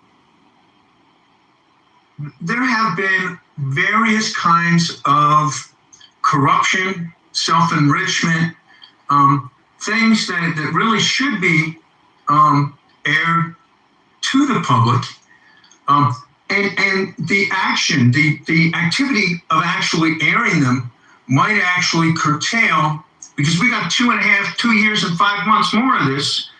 It might curtail the ongoing abuses of power, and so that it might have a chilling effect to tamp down some of the corruption. It could or it could not. As you pointed out, he can shoot somebody on Fifth Avenue in his mind, and he's good. So he won't lose his base that way. But I think the insider trading, the manipulation of the stock market, the timed announcements after he's made taking large positions in oil or gold or whatever the commodities are. Those things really should be investigated, and that's the kind of thing that talented lawyers like some of the people that we have in Congress can get into and flesh out in a public way, and maybe even if it doesn't dissuade Trump, maybe it will dissuade others from criminal conduct. So I think there's utility in it. Yeah, I would agree with you there, Ray. Thank you. We'll go to David, followed by Adam. Yeah, it's great to be up on stage, Gary, following William's good comments. I don't know about a performative, the hearings, I think raising Hayes to the Democrats. I think what we have here, Gary, is one of the most egregious affronts to the executive branch's behavior that we've ever seen. I mean, recall our founding fathers, going back to that early part of the discussion, they studied the Roman Empire. They studied how to build a republic around what happened there. And one of their main concerns was these Caesar-like figures that emerged out of the republic with all their attendant corruption and grift and hubris and all that brought the republic down on some level. We see similar behavior in Trump, and I think if nothing more, Gary, we owe it to our founding fathers to hold this behavior to account, wherein the law has been broken, or he's gained his position in the executive branch. I mean, there's a lot of people involved too here. There's a lot of actors and players who gave license to this behavior. When he tells the SEC to stand down on his crypto, well, the House is going to bring those folks forward and say, hey, what happened? What were the discussions? How is it that all of a sudden your watchdog policies were just neutered by this president? They're going to have to bring up how many people lost money. Apparently, there's billions of dollars that the common man limited also lost in his grip. We're seeing his ability to do an end run around banking policies. He's trying to set up his own bank in this country with his sons at the helm of this stuff. So there's a lot of things here. I mean, I think at the end of the day, Gary, Trump got into office. He said, my 4-year clock is ticking. I'm not going to make the same mistakes I made my first term. I'm going to set about and go to work to enrich myself as massively as I can. And that's exactly what he's done here. So either the American people want to understand and know how he pulled that off and what levers of power he abused to get to that level of wealth, and what institutions in our own government were compromised, and why were they compromised, and who are the folks that allowed them to be compromised? What congressional members and staff members also looked the other way? I mean, this is the Roman Politburo where it's like, okay, see, you can do whatever the hell you want. Just make sure we get ours. Make sure we're eating oysters in the chamber and drinking fine wines and grabbing the ladies or whatever it is you like. So Gary, I mean, this has to be addressed because going forward, we've set a massive precedent going forward that this is what presidents can get away with. And the other issue, Gary, is we're also dealing with the pardon power. This is another abuse of the founding fathers I think Trump has wielded with great effectiveness, because if he's able to pardon, if he's able to say to folks, hey, I know we're breaking the law here, but don't worry, I'll throw a pardon on the way out. Just make sure you take care of me and you'll have your job. Then we need to investigate the abuse of that. Maybe Congress needs to enact legislation that addresses that. So when you're able to pardon and potentially pardon yourself, so it makes it very easy to go out and commit the crimes, financial crimes you're going to commit. Wielding the White House, wielding the State Department and international diplomacy as well as also has to be investigated, because we're seeing how our good friends and allies have potentially been compromised by the use of our economic largesse, by the use of our military protections. We need to understand to what extent our nation states around the world have been abused by this guy. How are they abused? So I think that also has to be taken into account. I mean, look what's happened in Venezuela. And we're talking about oil revenues, Gary, that have come out of Venezuela that ended up in some bank account in Qatar, or wherever the location is, and he controls that. Well, we need to understand what that looks like, right? I mean, how can he go along and decapitate a country and then all of a sudden enrich himself off of that? So these are all big questions that only a Congress with hearings and proper interrogations can bring to the light of day. So if nothing more, Gary, do we as a republic want a similar outcome potentially coming down the pike in 4 years or 2.5 years? Or do you want to check this on arrival and hold him to account? And maybe he may not do any jail time, but if anything, there could be a clawback effect. There could be a way to leverage lawsuits and judgments against his family, his corporations, and can claw some of that money back, particularly in the crypto area. Because I guarantee you, Gary, there's a whole lot of underhandedness that took place for that, from the pardons that he gave to former crypto czars, crypto kingpins that were out there that were brought on charges of corruption, then let go via pardon. So there's a lot there that can be examined as well. So yeah, I think the Democrats have their work cut out for them if they take the House, particularly if they take the Senate. And I think whether they make hay or not hay, I think the American people have to understand what's happened in these last year and a half going forward. And I'll land there. Republican control of the House may be less an issue with regard to policy and more an issue with regard to exactly what we are discussing today. This may be what the president is most concerned about at this juncture of his second term. The potential embarrassments of now, they're going to, of course, attack the process as being partisan. And the process is going to be partisan. There's no question about it. But that doesn't mean that what is learned ought not to be learned necessarily. And I think he may be concerned about that. Yeah.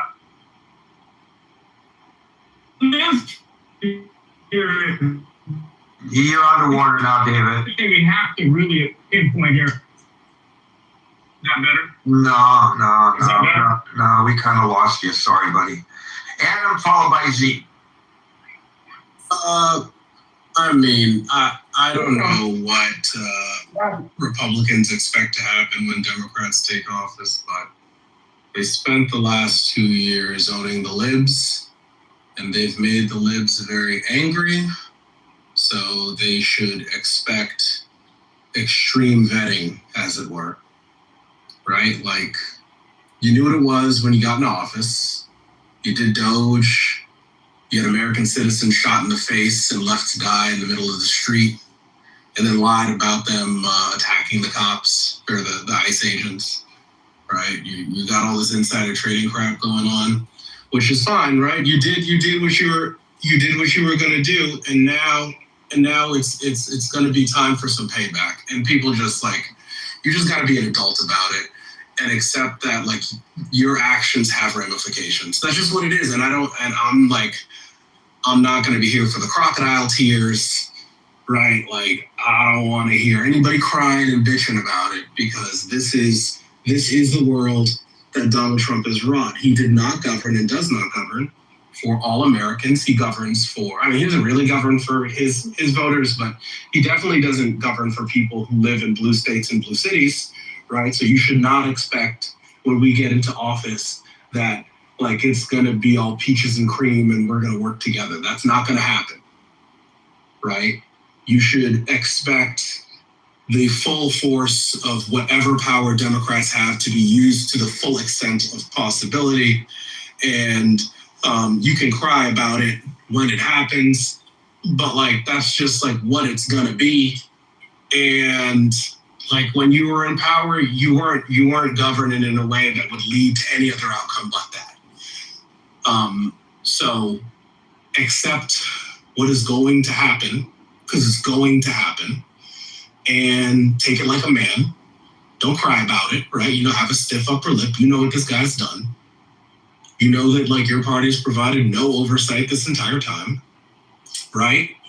And it is what it is. So That's why I said I wasn't going to get my way. I'm not going to get what I want. What I think is healthy is not going to happen. Yeah. It's just if people wanted what was healthy, they wouldn't have been like if Republicans wanted what was healthy, they wouldn't have voted. Yes, if people wanted what was healthy, they would have made many different decisions a very long time ago. I agree. They had like 15 choices in the primary in 2013, and they picked Trump again, and this is what it is. So we're gonna ride or die on this thing, right? We're going all the way. So don't expect it to be like it's the 1960s. It's not. You did what you did when you put Trump in office again, and we're going to do what we do. That's how it's going to be. It's going to be a fight. People wanted a fight, they're going to get a fight. And the problem is they're going to get a fight with people who are actually competent, right? So they're going to get in office and they're going to be organized, right? They're not going to have 8 dummies who don't know how to run anything. So I just like, it's very tiring when people act like, whoa, why are Democrats so mad? Of course they're mad. Like, you threw a bunch of people out of their jobs in the federal government for no reason. It's fine if you wanted to do it, right? But like, expect retribution. Why do you not expect them to get back at you? That's like kind of what tit for tat means. Like, I think there is a sense that only Democrats are supposed to be adults and be magnanimous, and Republicans get to do whatever they want to do when they're in office. Well, that's come to an end. I don't think anybody believes in the they go low, we go high stuff anymore. No, like actual voter believes in that. That's kind of why some of these leftists are winning, right? Because people want to see some spine. They want to see some fight, right? Because the way Republicans are behaving, especially towards people who live in major metropolitan areas, is unacceptable, especially when we make all the money, right? So there's going to be payback for it. 100%. I'm here for it. I'm ready for it. I'm not asking my representative to be nice to anybody in that administration. And they should use every tool possible to hurt those people. And then maybe next time when we go through this cycle again, maybe then they'll learn not to do the thing because there are negative ramifications to them personally after the fact. That is how it's going to go. We're not going to roll over. We're not going to be soft, because you don't get anything from Republicans by doing that, right? When you just turn the other cheek and they steal a Supreme Court seat, they just continue on forward, right? So maybe when they get punched in the face, maybe they'll learn something that time. We'll see if that works. So as you talk, I think back to Marshall's argument about the Democrats using the congressional hearings as bully pulpits for partisan purposes. And I'm thinking, well, wait a minute. The biggest bully pulpit in the nation is the Oval Office. And certainly the current holder of that office, occupant of that office, uses his position for political promotion on a daily basis. So your point, I guess, extends even to that. How would anybody expect that the Democrats would respond in an apolitical manner while investigating what's been going on for the past 2 years? I work in the pharmaceutical industry, and I saw that when Moderna had their phase 3 data on a flu vaccine that was positive, the FDA under the Donald Trump administration, had that kook who was the head of the FDA for 5 minutes, they decided that they weren't going to review the data just because he doesn't like mRNA and Moderna, right? And they had to backpedal once people got up in arms, the business community got up in arms on it. But that's what we're dealing with, right? That's what we're dealing with. That's like an objective thing that happened. So yeah. Well, I would hope that the investigations would extend to the degrading of the oversight of the food and drug industry in this country. There's not a day that goes by that we're not doing a story at work about some outbreak of some sort somewhere. Right now in Wisconsin and Minnesota, there's an outbreak of both E. coli and salmonella, and 53 people have been hospitalized, I believe. That's because we have next to no FDA crop inspectors, and the Trump administration has made it worse. It's horrible. What is the political argument for degrading the oversight of the safety of the food that is served to us on a daily basis? Because it allows them to fundamentally spend more than they take in taxes and tell everybody they're saving money when they're actually not. I guess. They're balancing the back of the federal government on social programs and things of that nature. And that means FDA inspectors take a hit. Well, I would hope that would be one of the things, whether there are cameras from CNN there or not, that investigate all of that. My point was never not to investigate. My point was just I just thought it would turn out to be a circus. But yeah, investigate it all. I mean, I'm not one of those Republicans that's going to tell you, what's good for the goose and good for the gander. If we wore the shoe, then the other side gets to wear the shoe whether we like it or not. Yeah, and I mean, I'm glad Adam made mention of some of the FDA issues. It's a serious problem, and I want somebody held accountable for that as much as I want the people who were involved in the Epstein scandal held accountable for what they did. There's so much lack of accountability on certain levels in our society. There's great. Well, yeah, I mean, we hear a drumbeat. A prince in the UK gets it from Epstein, but nobody in America, no American person. Right. Would you have guessed that would have been the outcome? No, Adam. And the thing is, it's just reprehensible that we cannot. We demand that the common criminal on the street be held accountable, and we complain, perhaps rightly so, about no bond policies such as we have in New York State, in which the person is turned out on the street to continue his illegal activities before the cop is through filling out the booking forms, because the person is never actually booked. They're given a notice to appear, which the cops refer to as a notice to disappear, because that's what they do. They disappear. And we demand accountability for that, and probably rightly so. But where's the accountability for the high-level transgressions that go on? And I recognize there's always been a disparity in that regard in not just our society, but perhaps all societies. But whether there is a disparity or not, people are getting sick on a daily basis. How much of that is due to a reduction in the FDA staffing? I don't know. I'm concerned about the messaging on vaccinations. People are actually dying. Children are dying because parents are getting the message that the vaccinations are not all that important. And so measles, which were eradicated, we know what's going on with measles.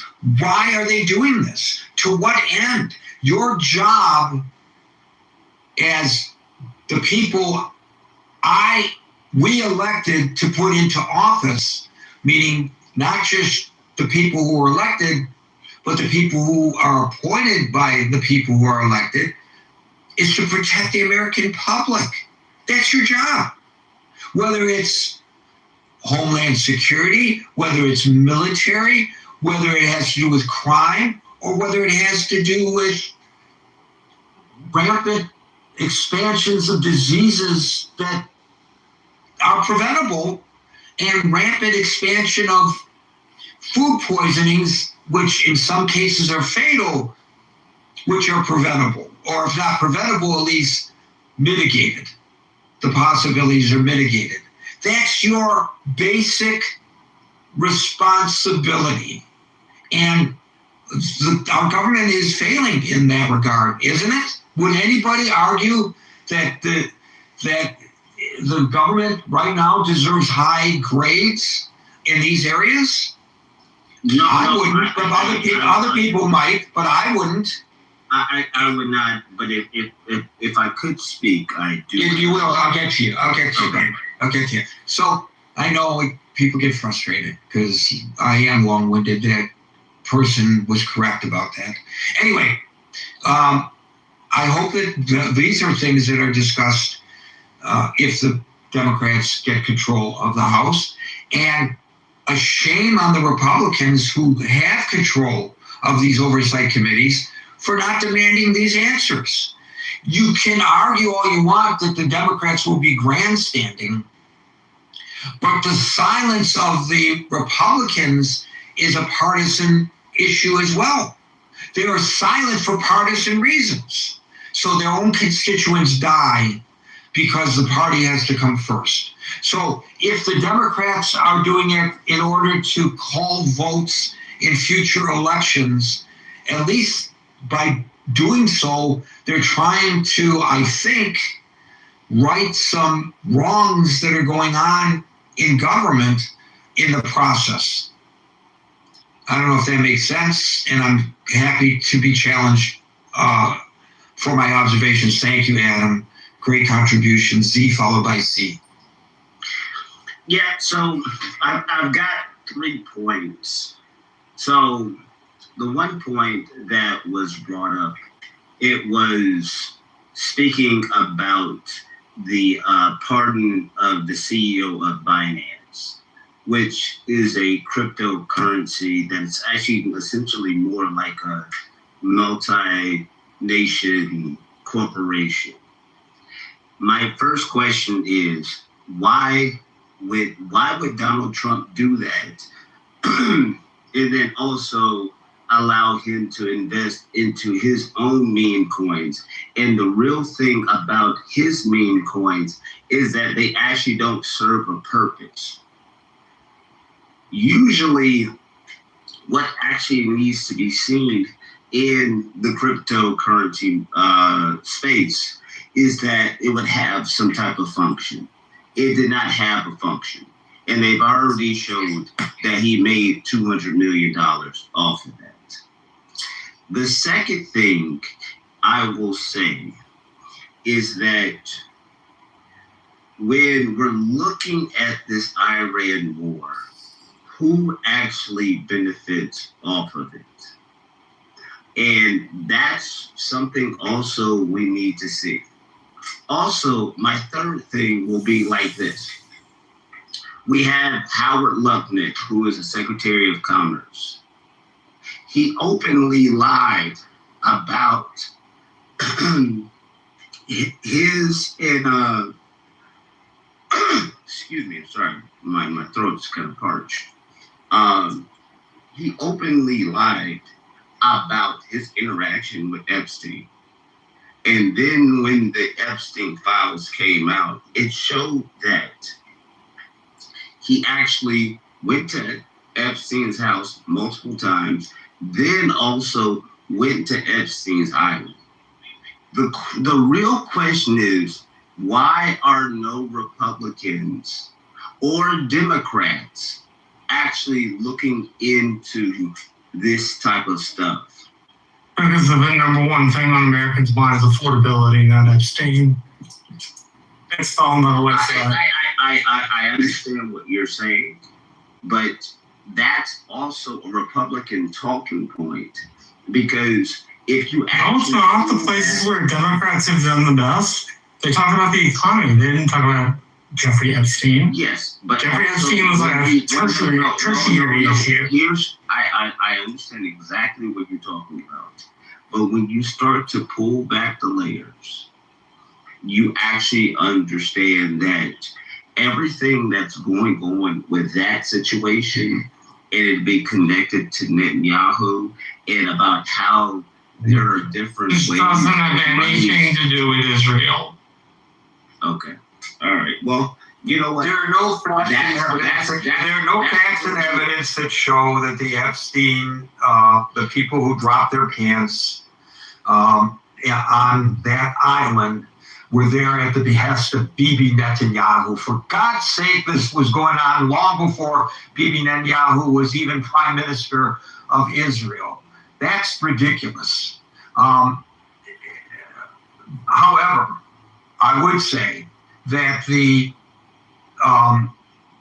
argument, Marshall, that the people are more concerned with the economy, which is true, is not a reason to ignore what happened. I say, as I've said many times in the past, I want to know who the men were who dropped their. I'm not saying you ignore it. I want to know it too. I'm just saying on most Americans' priority lists, it's like number 3. It's not number 1 or 2. If they're polled about their greatest issue, they're gonna say something about the economy, probably, right? And Epstein, while valuable, will ultimately take a back seat to that primary concern. Yeah, it might, but that's not an excuse for them to let it be taken back. No, I mean, don't take up.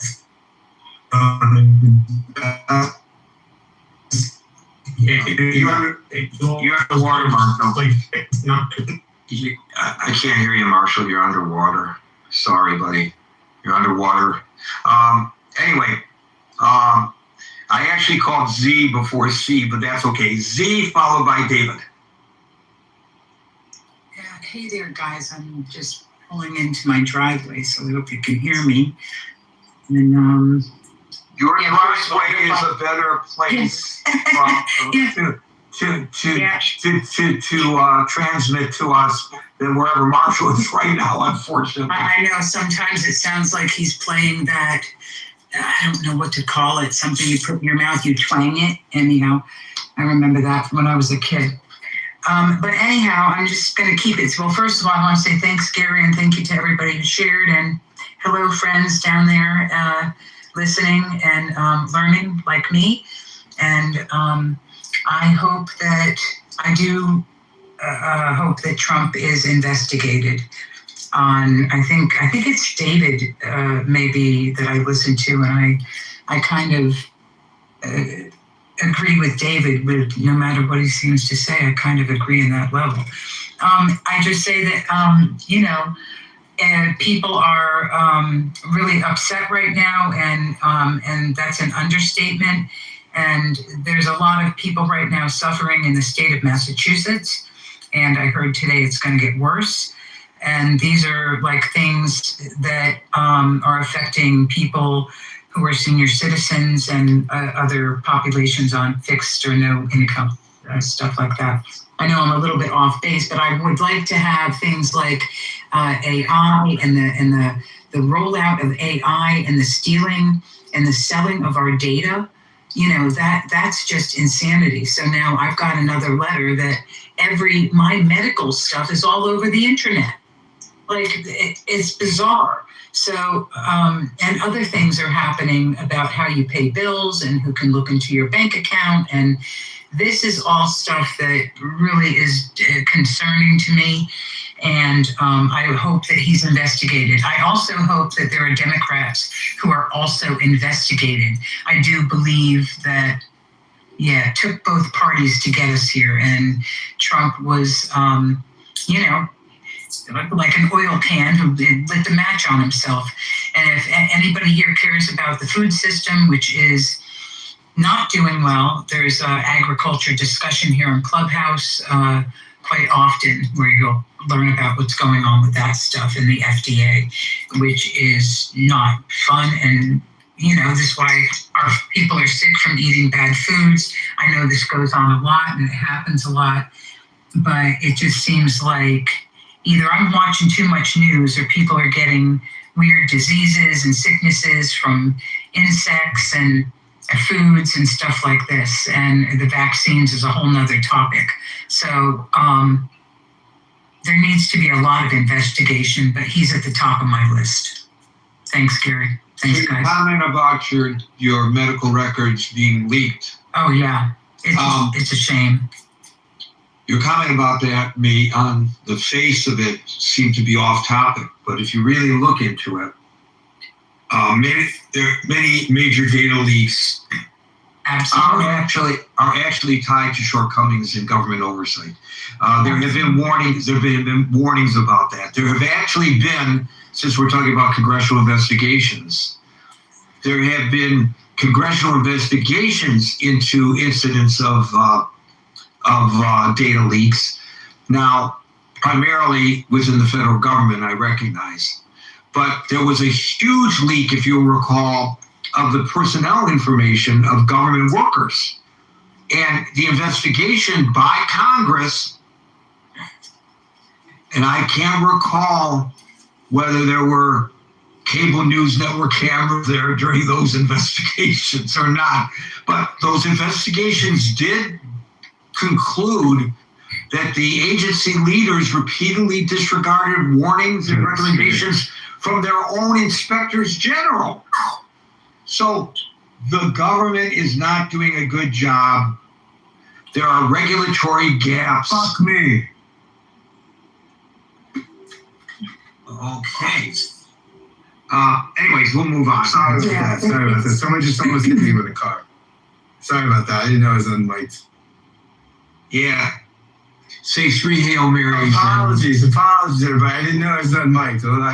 I almost not a great Philly driver. So yeah, always remember that the microphone is open, even when it's I didn't even know how I was unmiked. That's crazy. And also, the same goes for a gun. Always presume the gun is loaded. That's Gary. No, that's sage advice. That's sage advice on both points. Thank you. And I'm glad you're safe. I didn't hear F me crash. That would have been much worse. Thank you, Z. You're absolutely spot on. David, is your microphone working properly now, David? Hope so. Can you hear me? Is that better? A little bit. Yeah, so I think what I was going to attempt to say, or my mic all messed up, was, part of this activity by Trump and his administration is in broad daylight, obviously challenging and impacting the transparency and the rule of law that this great nation has come to rely upon and to operate under.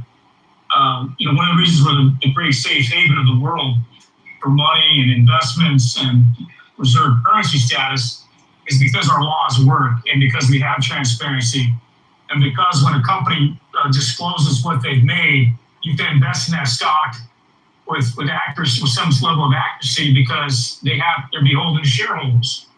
Well, under Trump, he's run afoul of a lot of these norms and strictures, which undermines this credibility component of our government, our country. There's a reason we say we're different and we're better than the Russians and even the Chinese, even the other dictators around the world, is because we have the rule of law. Ronald Reagan, I have a great quote in my profile about Reagan talking about how every 4 years we elect a new president. It's an absolute miracle to most countries that we're able to do that without except for the January 6th event, without violence or retribution. So Trump is really, say what you want, but he's done, hopefully not irreversible damage to our good name and to the things that make up what America is. And I think more than anything, I think that's why investigations will continue, not because they're looking to grandstand or make hay, but because we have an obligation to this nation and what it stands for to do that very thing. I mean, even Ronald Reagan, I remember watching my first government hearings coming out of high school, the Iran-Contra affair, and I was just blown away by this great statesman in Reagan and all of these allegations about with these generals and Oliver North. And man, I was glued to that. I mean, there was hardly any distractions back then. There were no phones. And I was watching a United States president. I mean, I was too young for the whole Nixon administration stuff, but this was absolute to me. And then I took a class which actually talked about what the Contra affair.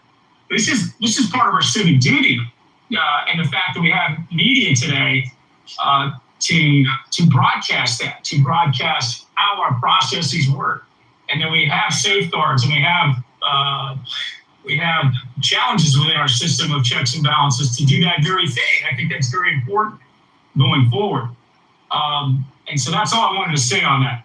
And I'll land there. One other thing I wanted to say was, Gary, with regard to the Doge and with regard to the defanging of all these federal jobs. The one thing that Trump did, which was massively impacting our ability to generate revenue, is he gutted the IRS and he clawed back the $80 billion that Biden had legislated for them to receive to go after the very billionaires and trillionaires of this country to make sure they pay their fair share.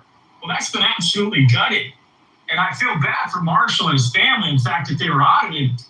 But there's so much thievery and money that's being stolen in the light of day, it's absolutely impacting our ability to generate revenue and cover our costs as a nation. So that's the other aspect.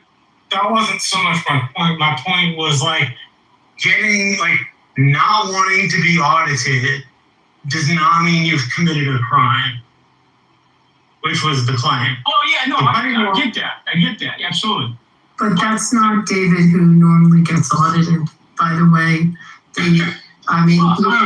Interestingly enough, if you look at who gets audited, and the highest percentage, it's actually a lot of the tipped employees are one of the highest categories of audits.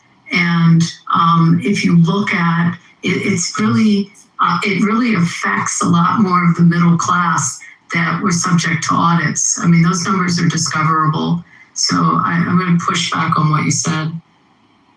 Has the expertise and the same level of firepower on their side, they're not going to be able to collect anything, right? Particularly if they don't have the manpower. Well, so they have the manpower. He just wanted to increase it by 80,000 agents? It's like Abby, some of the reports that came out, the talent that the IRS needed was woefully lacking to be able to hold many of these corporations and wealthy individuals to account.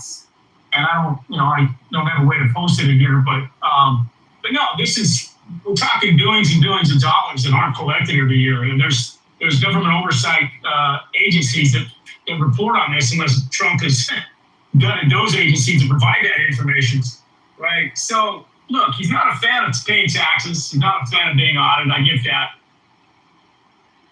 So according to the latest information from analysis by the tax policy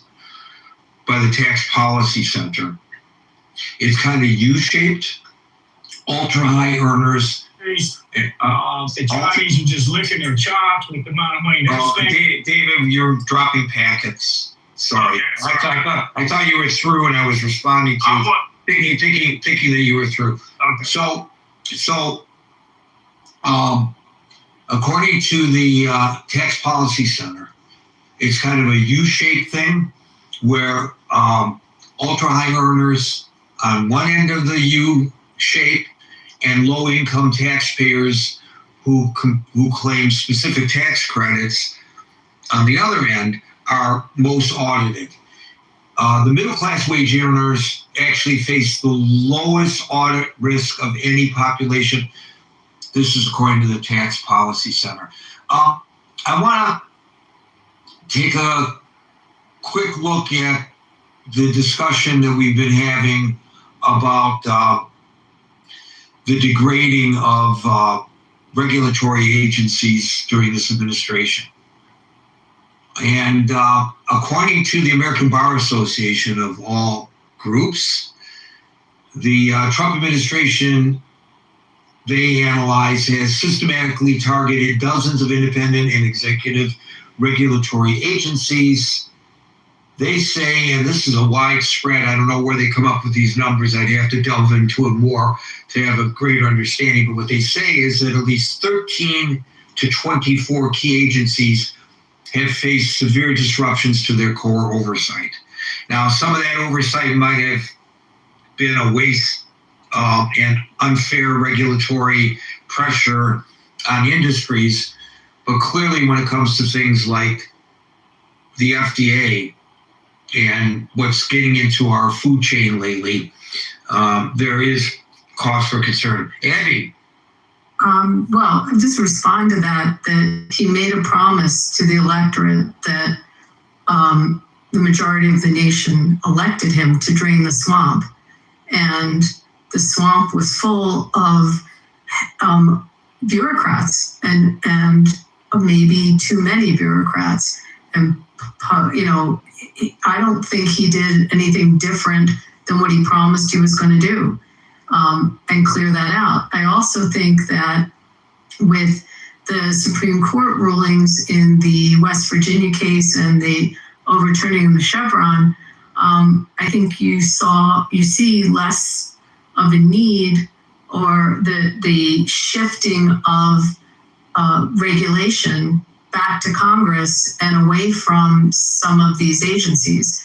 So it may be that he was trimming fat. I mean, I see the ramifications of it in some of these agencies, but I also see a lot of the fat and the pork that needed to be trimmed. So I think you have to look at it both ways. Yeah, just a question. I mean, I get the trimming of things, and look, people voted Republican, and that's smaller government. Absolutely, elections have consequences. But how is it draining the swamp when you're firing all the inspector generals? Like, you're firing the people that are the regulatory people. They're supposed to sort of, keep the swamp clean. I mean, that strikes me as not a drain the swamp move. I mean, it strikes me as, and all the crypto stuff and everything. The thing, I think most Americans, and I saw a poll today, a majority of Americans, 60-some percent, 67%, or close to 70, think that Trump's business dealings right now are inappropriate, the crypto stuff and everything. I mean, that all seems really, really swampy, right? I mean, it just, so I mean, I see on one level, yeah, the drain the swamp with sort of look, get rid of the of some of the fat. Again, people voted Republican. That's I expect that. But gosh, wouldn't it look a lot better if there wasn't so much appearance of evil at every corner? Wouldn't the credibility of Brenda Swamp seem stronger? I'm not negating that. I'm just saying, I mean, I think they're two different things. And I'm not praising his business dealings. I'm just saying that he kept his promise about cutting the fat in government. And perhaps in those inspectors, some of them may have been political appointees. They're, you know, you probably have to look at case by case on some of these people. And it is a new regime coming in. That it's a Republican one that is changing who's in these positions, and that's his power to do, is running the executive branch. But my point was responding to Gary that, you know, there may have been too much in these agencies, and agencies like the Department of Education that he's trimmed, that, you know, is an example of a promise he made during the election. And people voted for that. So, like it or not, that's what he said. Yeah, my big concern is the food chain right now, because I don't think you were here when I mentioned it before, Abby. There's not a day that goes by that we don't do a story about some outbreak of food poisoning or problem with things that people consume across the country. And that's unusual. You get a couple a year, or maybe a dozen a year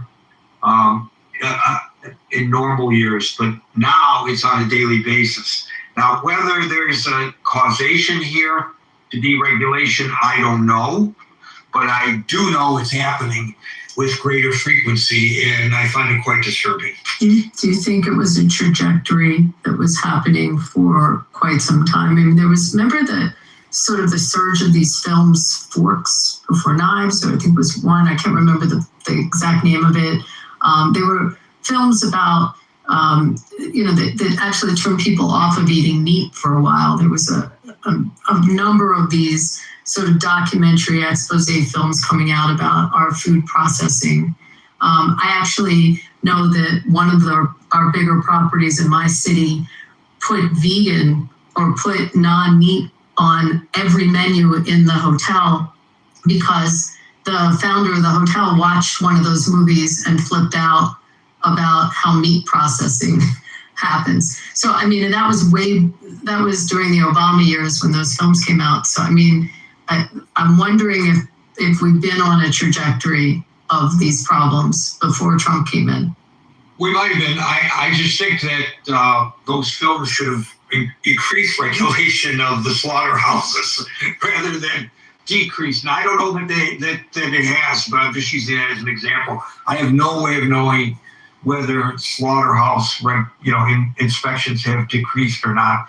But, some of the stuff that we are getting that is unsafe to eat is produced here in the United States. The latest one that we reported on overnight was in Wisconsin and Minnesota, alfalfa sprouts, of all things, causing both E. coli and salmonella poisoning in people in those two states.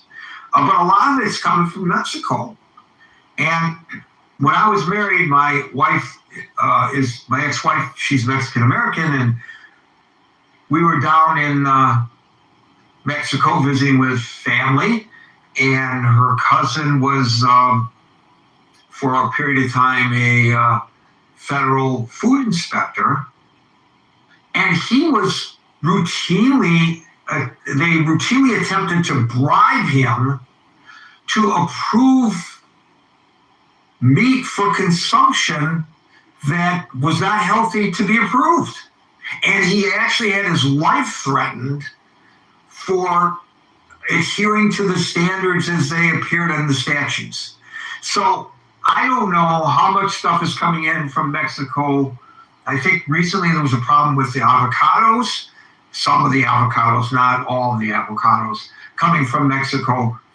And I don't know how much of that is the result of reduction in monitoring by U.S. ag inspectors. I don't know the process. I'm not familiar enough with the process, but I can tell you it's happening on a routine basis. I use the term daily, and that's probably not fair.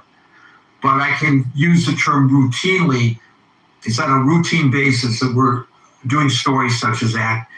And that's not been the case in the past. Gary, I asked ChatGPT Yes. about that, and it said that if you're asking whether foodborne illness has been worse under Biden or Trump's second term, the data so far points toward a serious deterioration during 25, 26 in some areas.